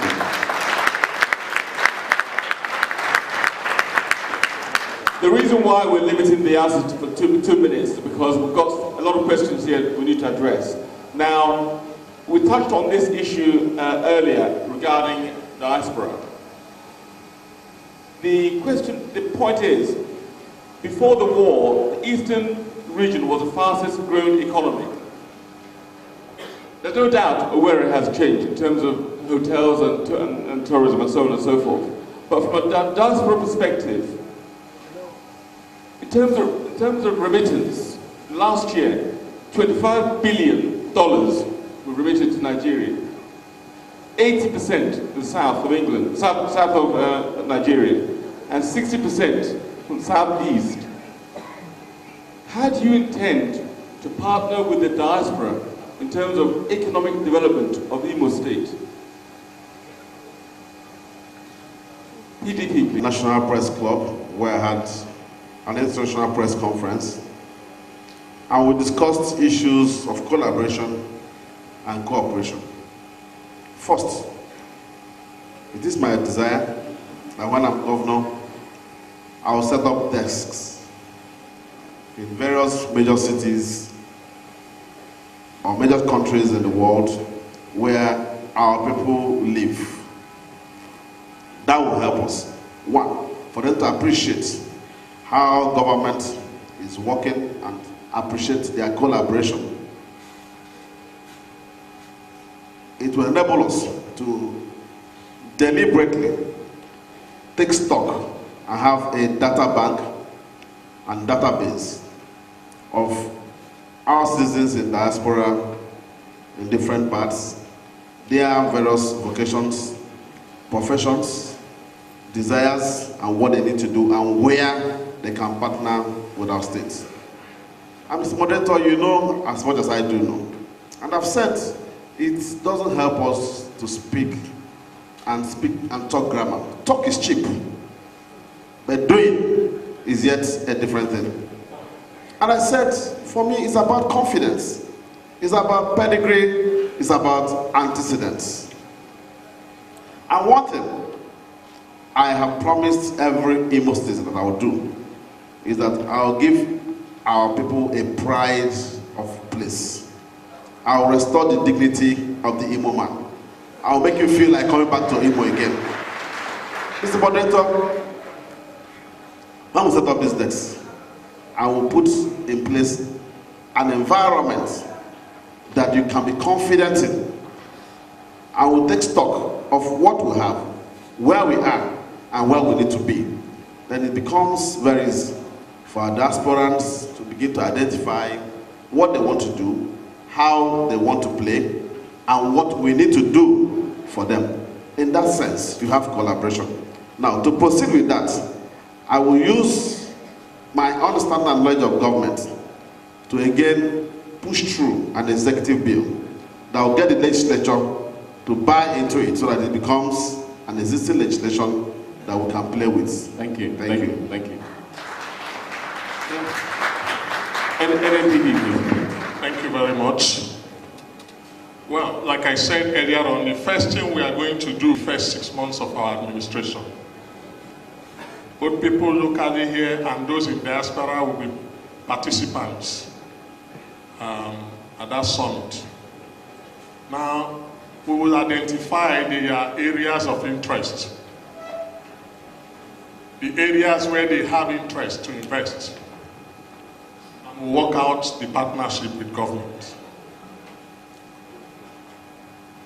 I have gone ahead before now. I went to Europe, and I went to America, and I discussed with a lot of people in diaspora, particularly in the healthcare sector. And I shared our healthcare plans with them, where we want to make sure that every ward has a health center, a cottage hospital. And I discussed with a lot of doctors and those in the health sector. After sharing the plans with them, they said a lot of them they will be willing to come back to man these health centers. And that is what we are talking about, how to encourage people in diaspora to be part of government. Now, with that promise from a lot of them.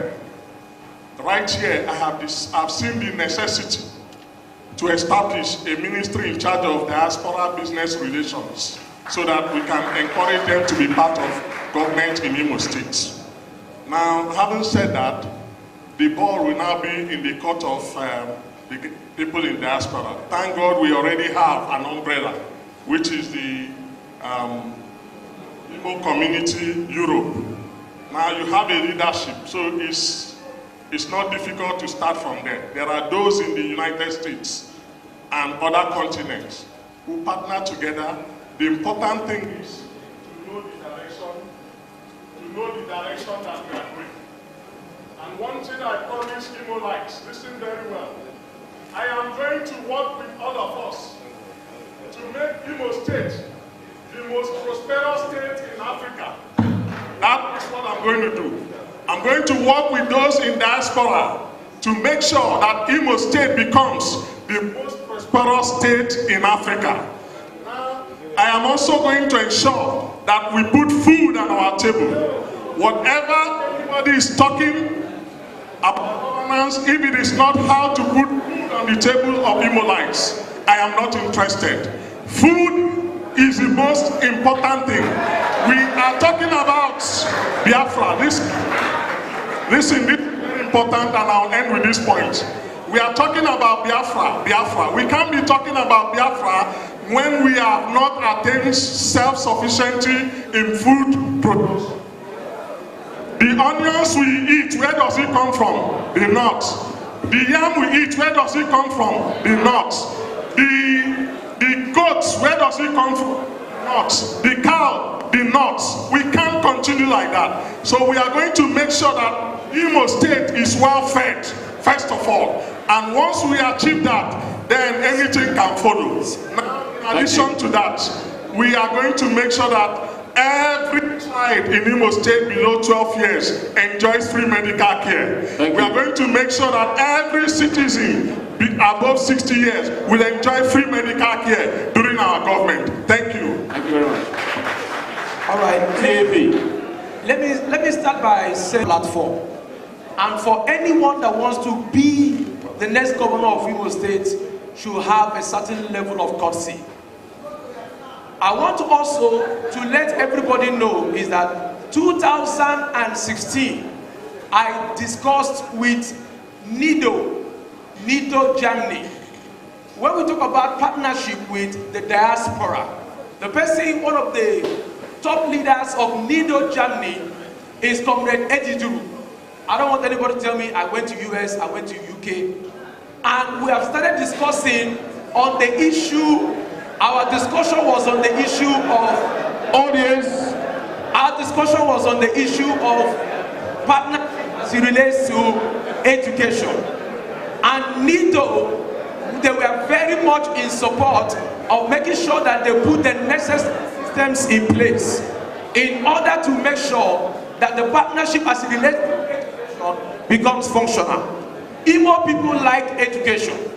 If there is a strong partnership with the state and the people in the diaspora, we can actually plant 3 private universities in this state. Each university can employ 5,000 persons. Every strong university can employ 5,000 people. So from the diaspora and partnership with the state, if we have this partnership in the educational sector, we will have at least 3 universities that will employ 15,000 people. It's going to solve the issue of unemployment and deal with the issue of education. We're going to do that as it relates to the health sector. We're going to do that as it relates to the agricultural sector. We're going to do that as it relates to the judicial system, because I believe that these persons in the diaspora are professionals in their cadre. So we're going to look at the professionals who are here, and we're going to do that partnership with them, because you cannot overrule the fact that we need people that are the base for the people in the diaspora to function. Thank you. Thank you very much. Can I have a YPP, please? The Diaspora Commission is a very powerful commission that first of all will identify every Imo citizen in the world, wherever they live, aggregate their sectors, their talents, sector by sector, where they play in. And do you know that some of the problems that these people have is when they come back home, because of the system here is sometimes very corrupt, and these persons live in areas where best practices in South Africa, everyone have been there. I have met with a lot of brilliant young Imo State citizens. Imo were madu. But my challenge is that most of the time they are afraid to come back here. We can connect them to the opportunities available in Imo State as we will create when I'm governor. And they can also network with the best of young people who are here and build partnerships together. These are the kinds of things that can generate wealth within the system. Believe me, the truth of the matter is that the most important thing we need in Imo right now, the most important, sir, they have a huge leadership deficit. We need someone with sound leadership capital who can set the big vision of the state and help Imo State get to where Imo State needs to be and maximize the human capital that we have and grow progress. For me, that's why I want to build a world-class Imo filled with endless possibilities, and we cannot do it without the diaspora participation. This is my thoughts. I thank you so much. Thank you so much. Now, last but not least, SPP. Thank you very much. Before I delve into the subject, I'd like to do a quick fact check. I think one of my colleagues here mentioned that he would like to see a primary health center in every ward. Presently, we have 414 primary health centers in Imo. So it means that we have 305 wards, we already have 414 facilities. So we have coverage, though how they are run is another issue. Talking about the attracting the diaspora investments that have been coming to Nigeria, I did mention earlier that my Imo Marshall Plan map pioneered a very novel investment scheme called the Imo Investment Bond. The Imo Investment Board was primarily targeted at our people in the diaspora. And you would notice that a common thread that runs through most of the other presenters is that they said they will set up, they will advise, they will see how this can be done. Since 2014, I had done my own homework, and I came up with the figures of remittances that are sent to this part of the world. And I asked myself and my team asked the questions, how can we harness these investable funds? And this was why we came up with that product. The way it works is this. I have a younger sister who is a registered nurse in Philadelphia, for instance, in the US. And I'm sure that every family in Imo State would have somebody who works either in the healthcare or in different sectors all across the globe. For us to harness these investments or these investable funds, what we need to do is to create an atmosphere of confidence. Now, there are many people in the diaspora, professionals, who are all looking to come home. They are looking to retire here, 10 years, 15 years, 20 years. Some even want to come back next year. But the question is, do we have a hospitable environment that can take care of them? Can they easily get embedded into this society? We have people who train their children, who take their children out of the shores of this country to study. Not because they want them to get acculturated to foreign cultures, but because the system here is not good enough. The Imo State Investment Bond Scheme is designed in such a way and is a sovereign instrument in the sense that if you're a doctor and you're practicing in Manchester, you can save £10,000 or £1,000 or whatever you want to save. You invest it in the Imo State Investment Bond Scheme. What it means is, this is, if you say sovereign, it means there's a first line charge. Your money can never get lost. Summary. Let me just land. It means that your investment can never get lost. What it means is that over the years, you become a stakeholder in the Imo project. Because this is the pool of funds that will be used to set up industries, various areas, healthcare, agriculture, manufacturing, and all the likes. Because they are stakeholders in the Imo project, it is cheaper than sourcing for investable funds from banks and the regular financial institutions. And that is a way of also bringing back the world to home. Thank you very much. Thank you, thank you. Ladies and gentlemen, can you please give them a round of applause?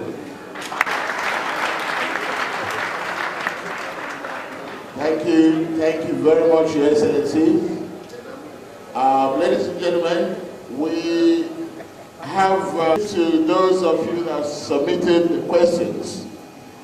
Some of these questions are addressed to the candidates directly. Because of want of time, we will not be able to go through all the questions that you have sent in. But I assure you, we are going to dispatch these questions to the candidates as you have addressed, and we will publish their responses on our website and on YouTube. And we'll make sure if you are greeted here tonight, if we have your details, we'll forward the answers to yourselves. Right now, Your Excellencies, because of want of time, we're going to try and round up. I must thank you on behalf of Imo Community Europe for making out time to attend this debate, to talk to your people all over the world. I assure you that Imo Community Europe will always be praying for you. Will always be there. If any of you emerges as the governor of Imo State, we will come in full force to give you our support. Before we close for the afternoon, can I invite you now to please give us your closing remarks. You have 2 minutes to tell the Imolites once again why you should be the governor, or whatever you want to say. It's your time. If I start from the candidate for YPP. Struggling to take care of us. My father died when I was in GSS 3. I was left in this world alone with a struggling mother. I have passed through poverty. I know what it looks like. And with this background, God has enabled me to get to where I am in the world. That at 44, 2 honorary doctoral degrees at 44. At 44, I have made progress in life. By now, I'm supposed to be doing something different. But it is unfortunate that I can't be happy wherever I am. When Imo State is mentioned, people laugh at us in shame. I decided to sacrifice everything in my power to come back to Imo, to just come and make a difference and leave a legacy. To be very honest with you, if the heart is not clean, if the purpose in the heart is not clean, if the heart is not selfless, if the heart is not visionary, there is no amount of commitment that will make a difference. Linus Okori, for 1 year I've been in Imo State, traveling everywhere, talking on radio everywhere, trying to tell the people that we have to retire those who have kept us where we are today. That is my thoughts, that everyone that has been part of those that have messed us up as a country, as a state, we will end their politics and enthrone a politics that is visionary. I will provide great vision for Imo State, and I will lead a cause to leave a legacy that never in Imo will make us without honor lead us again. That if there is anything I can offer this state is leadership. Audience, please, audience. By the special grace of God, by the special grace of God, where Desam Bakwe stopped, Linus Okori, God bearing me witness, when you vote me your governor, I will make a difference. I will leave a legacy, and I will touch the soul of everyone in this room, in honor of my father, in honor of my mother. I thank you very much. Thank you. Thank you. Keze is somebody with an impeccable track record. Beginning from the age of 20 years, when I graduated as the best graduating student in my faculty, University of Nigeria, Nsukka, I was hired by 4 multinationals. Even before I could finish writing my degree exam, USCN, Unilever, Arthur Andersen, and Citibank. At the age of 20 years, I went into the corporate world. At the age of 28, I became a full-blown manager in Citibank. At the age of 35, I became an assistant vice president. I started heading the public sector infrastructure and telecoms department, handling budgets that are bigger than the budgets of many African countries. I consult for multinationals, and I have consultancy work for one of the fastest growing economies in Africa today, the Republic of Rwanda. What I'm saying is this: I come to this position with very rich and impeccable pedigree. Please do not take his time. My simple request is this: we cannot continue to garbage in and garbage out. Governance in Imo State needs to go from analog to digital, from digital to artificial intelligence.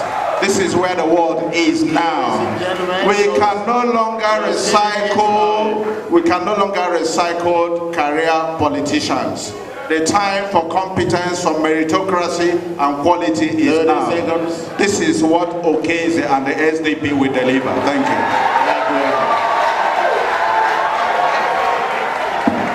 Audience, please, audience. Please.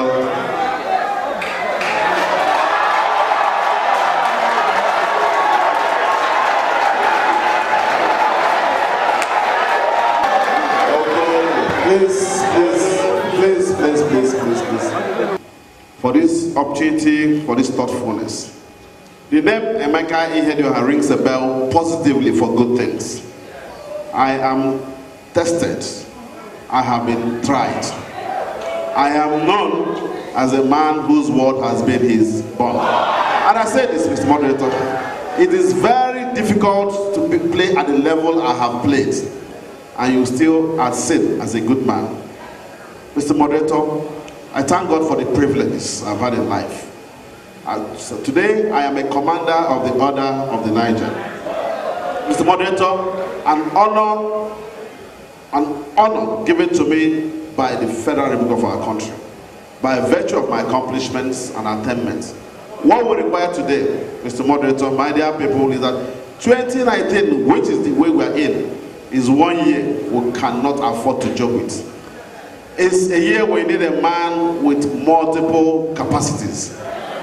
I am a repository of positive capacities.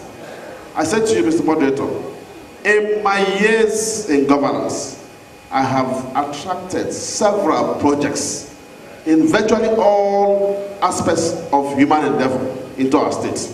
I take lead in human capacity development. I take lead in infrastructure and institutional development in our country. I have touched virtually every institution in our country, in our state today, in the healthcare, educationally, and of course, even in the media. And I said to you, what we require is a man who has capacity, that understands where to press the bell at any point in time, where to knock and the door shall be opened. Ours is a competitive nation. We shall be struggling within the same pool. Yes, we have great ideas. We shall do. But Imo is not an independent state. Imo is a state within the Nigerian Federation.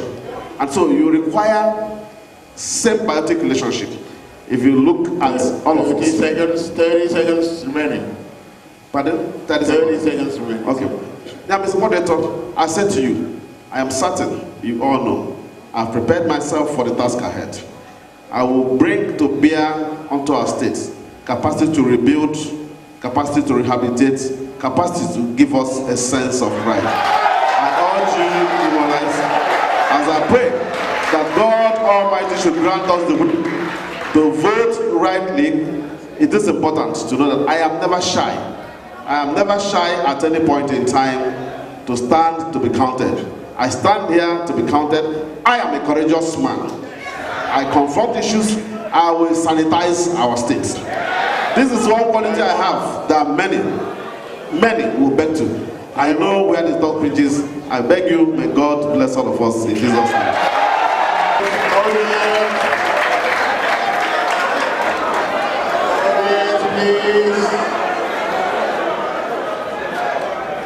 Audience.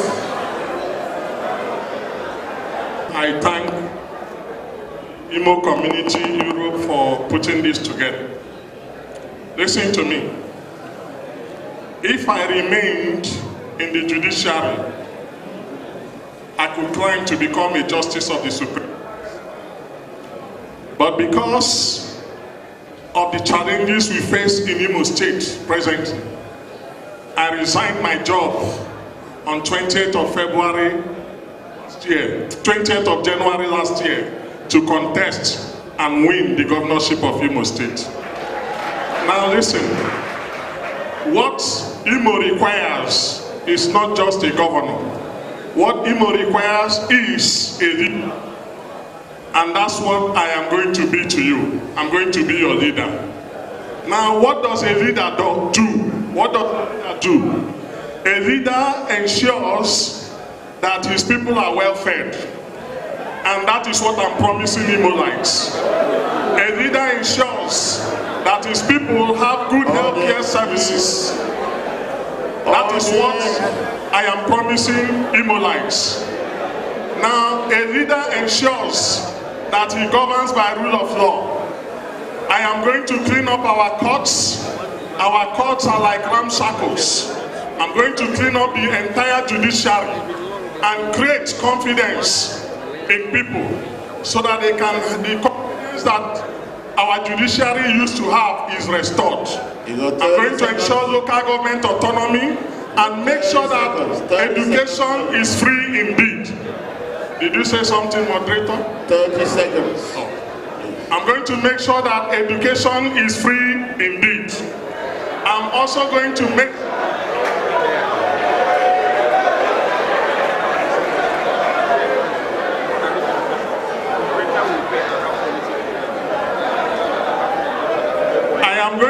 sure that those of us who are in diaspora they have opportunity to be part of government by establishing a ministry in charge of diaspora business and appoint somebody from amongst those living in that as a commissioner. That is what we are going to do. We are going to establish an industrial park and ensure that we run a knowledge-based economy. That is Imo community in Europe for this wonderful opportunity.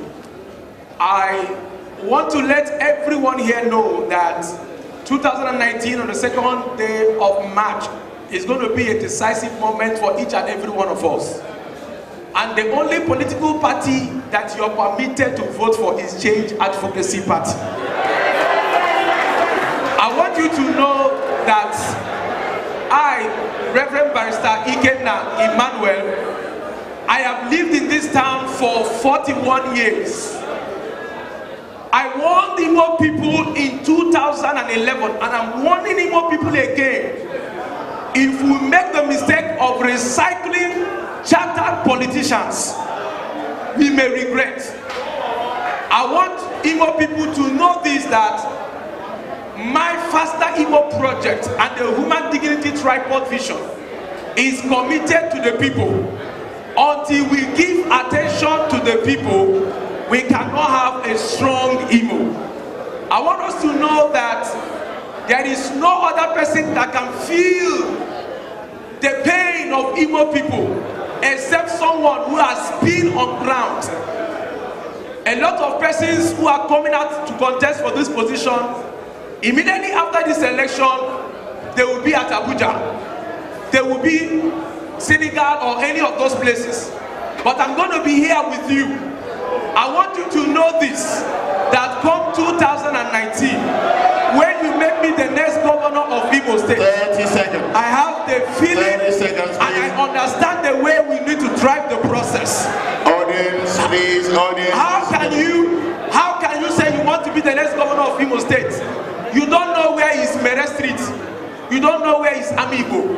You don't know where is Kaha Street. How do you want to become the next governor of Imo State? When you don't know where they hinterlands, where they collect phone at Douglas Road. How will you know Moriele? You don't know Moriele. You don't know Amigo. And you want to be governor.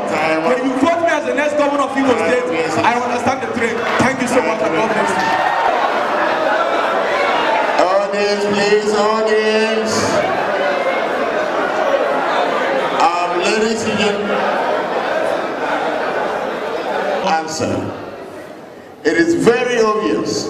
There is only one person will occupy the seat of governor of Imo State come 2019. And right now, we have 5 of you. And our prayer is that the next governor of Imo State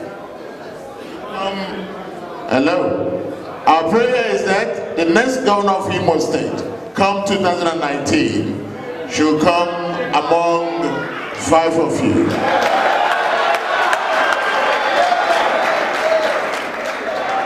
Now, if one of you emerges as a would you consider to work with the rest of the candidates who appear here tonight? If I put that question to you and say, the candidate for PDP, yes or no? Yes. You work. Okay, thank you. And if you lose, would you consider working with the winner?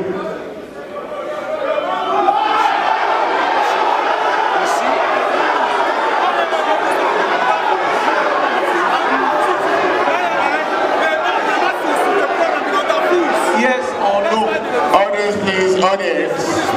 Yes. That's good. If you win, would you consider working with the rest of the candidates who are here tonight for the betterment of Imo people? Yes. You will. And if you lose, would you consider working with the winner? Yes. That's good. Thank you very much. Yes, yes, yes. This is my man, anytime, any day. Thank you, thank you, thank you, thank you. Commissioner for Finance. Very much. Thank you, thank you. Thank you. If you win, would you consider working with your colleagues who are here tonight? Yes, I'll bring them into the State Executive Council. Excellent. And if you lose, would you consider also working with them, with the winner, to make sure that the government runs smoothly? There shall be no loss, but I would. You are. Excellent. Thank you very much. So, Your Excellency, if you win, would you consider working with your colleagues who are here? Yes, I will, because they are experts in their own class. Excellent. And if you lose, would you consider working and embracing them in their office? Yes, I will. Excellent. Thank you very much. Thank you very much, ladies and gentlemen. Thank you, Your Excellency. It's wonderful very wonderful to have such civilized professionals who are aspiring to be the governor of Imo State. I now hand over to MC. Thank you very much. Thank you. Okay, Your Excellencies, can I give indulgence, please, just for